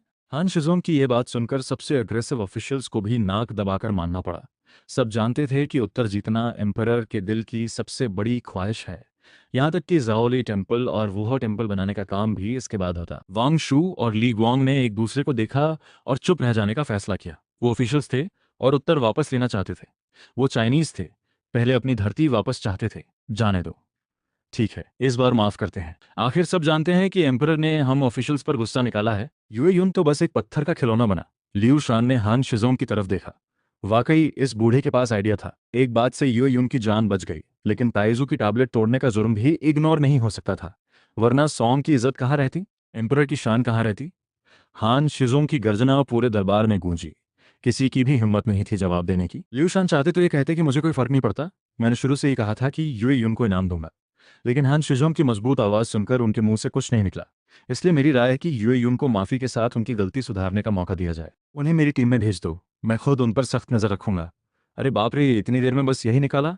ये तो सीधा लेफ्ट हैंड राइट हैंड वाला गेम हो गया। यूएफए की फौज और हान शिजोंग की फौज के बीच 10 मील भी नहीं है। ये तो खुल्लम खुल्ला पक्षपात है। जैसा सोचा था, हन शिजोंग बैठते ही एक ऑफिशियल लाइन से बाहर आया। एम्परर, मुझे लगता है हन ताइबाओ का आइडिया थोड़ा कमजोर है। बेहतर होगा यू युन को लिंगनान एग्जाइल में भेजा जाए। अबे चुप कर। नियो गाओ ने बर्दाश्त नहीं किया। उसने एक झटके में आसपास वालों को हटाया और बोला, मुझे लगता है एम्परर सही कह रहे थे, काउंट का टाइटल देना चाहिए। अगर काउंट नहीं तो कम से कम मार्किस तो दे सकते हैं। ये बहुत बेशर्मी की बात है, दरबार में बैठकर गाली देते हो। यूएफए के साथियों का यही लेवल है। एक दूसरे ऑफिशियल ने जंग जून की तरफ से कदम बढ़ाया। लियो तोंग, तू क्यों बोल रहा है? न्यू गांव का पारा चढ़ गया। तुमने यूएफए साहब को फंसाया था, वो हिसाब अभी भी बाकी है। और अब ये बकवास, तू क्या मरना चाहता है? आजा आजा, दरबार में एम्परर और सारे ऑफिशियल्स के सामने मुझे एक बार हाथ लगा कर देख। बाकी तो डरते हैं, मैं नहीं डरता। न्यू गांव ने ठंडी हंसी हंसी। मारना? तेरे को मारूं, मेरे हाथ गंदे होंगे। अगर मुझे सही याद है, एक बार जब जिन की फौज ने तुझे घेर लिया था और तू डर से लगभग पैंट गीली कर चुका था, तब हमारे साहब ने तुझे बचाया था ना? लियो तोंग का चेहरा काला पड़ गया। हाँ हाँ, काश मुझे पहले पता होता कि तुम हो, मैं खुद मर जाता बजाय तुम जैसों से मदद लेके। यह मोटे दिमाग वाले साले, तुझे पीटूंगा। न्यू गांव बस गया। मुझे सबसे ज्यादा गुस्सा तब आता है जब कोई मुझे मोटे दिमाग वाला कहे। वो चिल्लाया और सीधे उस पर झपट पड़ा। दोनों आपस में उलझ गए और पूरे दरबार में हड़कंप मच गया। चैप्टर 238, एक पागल प्लान। ओह, मारपीट शुरू हो गई। ये देखकर लियू शान मुस्कुरा रहे थे। ये नियो गांव भले ही ऊपर से रफ टफ दिखता है, लेकिन अंदर से काफी समझदार है। ये खुद सोचकर कर रहा है, या किसी ने बोला। अगर खुद सोचकर किया तो बड़ी बात है। जैसे कि ये प्रूव करने के लिए नियो गांव ने लियू टोंग को जमीन पर गिराने के बाद उठाया और लोगों की भीड़ में फेंक दिया। यार, नियो गांव की एम देखो। जितने ऑफिशियल्स चिल्ला रहे थे कि यूएयून को कड़ी सजा दो, उन्हीं पर लियू टोंग जाकर गिरा। माफ करना, मेरे हाथ थोड़े भारी हैं। नियो गांव के मुंह पर माफी थी, लेकिन आंखें चारों तरफ देख रही थीं। अगला कहाँ फेंकूं? बेचारा लियू टोंग। आवाज उठाई थी, लेकिन न्यू गांव ने उसे ही एक बैग की तरह इस्तेमाल कर लिया। यूएफए कहाँ है? हान शिजोंग कहाँ है? न्यू गांव को एक बात पता थी कि दरबार में मारपीट करो, जब तक कोई मरे नहीं, सजा बड़ी से बड़ी भी एम्परर की मर्जी पर डिपेंड करती है। मर जाए कोई तो सजा बड़ी, एम्परर हंसकर माफ कर दे तो छोटी। एम्परर मुझे क्या सजा देंगे? नियो गाओ ज्यादा स्मार्ट नहीं था, लेकिन इतना तो समझता था कि एम्परर उसे हैवी पनिशमेंट नहीं देंगे। इस हंगामे में एम्परर को इजी एक्सक्यूज मिल जाएगा। जुए युन का केस बड़े से छोटा हो जाएगा। लियू शान मुस्कुराते हुए गुस्से का नाटक करते हुए बोले, पकड़ो उसे। दरबार में इतने ऑफिशियल्स को चोट पहुंचाई, तुम दोनों जानते हो इसकी सजा क्या है? बेशर्म। लियू टोंग ने आंखें फाड़ी। मैं शुरू से आखिर तक पिट रहा था। एम्परर, आपने मुझे पलटवार करते देखा था क्या? लियू शान के हुक्म पर हान शिजोंग और यूएफए दोनों उठे। एक ने न्यू गाओ को रोका, दूसरे ने जमीन पर पड़े लियू टोंग को पकड़ा ताकि वो पलटवार न कर सके। लियू टोंग ने पहले बोलकर झगड़ा शुरू किया और कई ऑफिशियल्स को चोट पहुंचाई। 20 डंडे और 6 महीने की सैलरी काटी जाए। न्यू गाओ ने हाथ उठाया, जो ठीक नहीं था। 6 महीने घर में रहो और सोचो अपनी गलती। क्या बढ़िया। लियू टोंग उठने की कोशिश करने लगा। ठीक है, पहले बोला, मैंने मान लिया, लेकिन ये क्या बात हुई? किसी ने मुझे उठाकर लोगों पर फेंका और वो मैं था। वाह, यानी चाकू से किसी को मारो तो गलती चाकू की, इंसान की नहीं। लियू टोंग उठने ही वाला था कि हान शिजोंग के ताकतवर हाथ ने उसे फिर से बिठा दिया। माफ करो, शांत रहो, ज्यादा एक्टिव मत रहो। ठीक है, तो कोई काम बाकी नहीं है, दरबार बर्खास्त। जो ऑफिशियल जख्मी हुए हैं वो इंपीरियल डॉक्टर के पास जाएं, उनका सारा इलाज का खर्च मैं दूंगा। ये कहकर लियू शान ने, कोई काम हो तो बताओ, नहीं तो जाओ वाले 8 शब्द भी नहीं कहे और वहां से निकल लिए। पीछे ऑफिशियल्स एक दूसरे का मुंह देखते रह गए। एम्परर, आप कुछ भूल तो नहीं गए? यूएन का क्या होगा? कुछ नहीं। एम्परर ने उसे कोई सजा नहीं दी, तो अभी वो यूएफए का ही जनरल रहेगा, बस उन्हीं के साथ रहेगा। शायद किसी ने नहीं सोचा था कि इतने धूमधाम से शुरू हुई ये दरबारी मीटिंग इस तरह खत्म होगी। 2 लोगों को सजा, कुछ को चोट, और ये इनका कुछ नहीं। लियू टोंग और जो ऑफिशियल्स पिटे, वो इस दिन के सबसे बड़े हारे हुए बनकर गए। ये यून को छोड़ दे, कर भी क्या सकता है? दरबार से चुपके निकले लियू शान इंपीरियल स्टडी में नहीं गए, बल्कि वे जन के पास गए।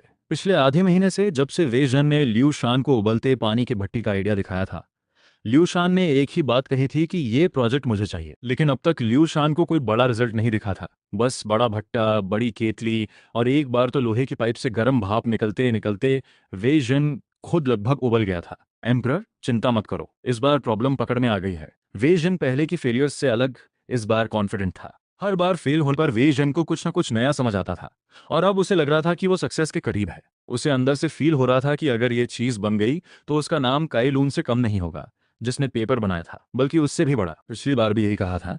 लियू शान ने अभी जमीन पर पड़ी बड़ी केतली देखी और डर गए। अच्छा हुआ वे जन ने दूर रहने को कहा था, इसकी पावर तो बड़ी है। अगली बार क्या पूरा पैलेस उड़ा देगा? यूएफए की बात सुनकर अब लियू शान उस वुडन हॉर्स और ऑक्स वाले आइडिया के पीछे नहीं थे, लेकिन वे जन ने जिद पकड़ ली थी। वो कह रहा था कि वो जरूर बना सकता है।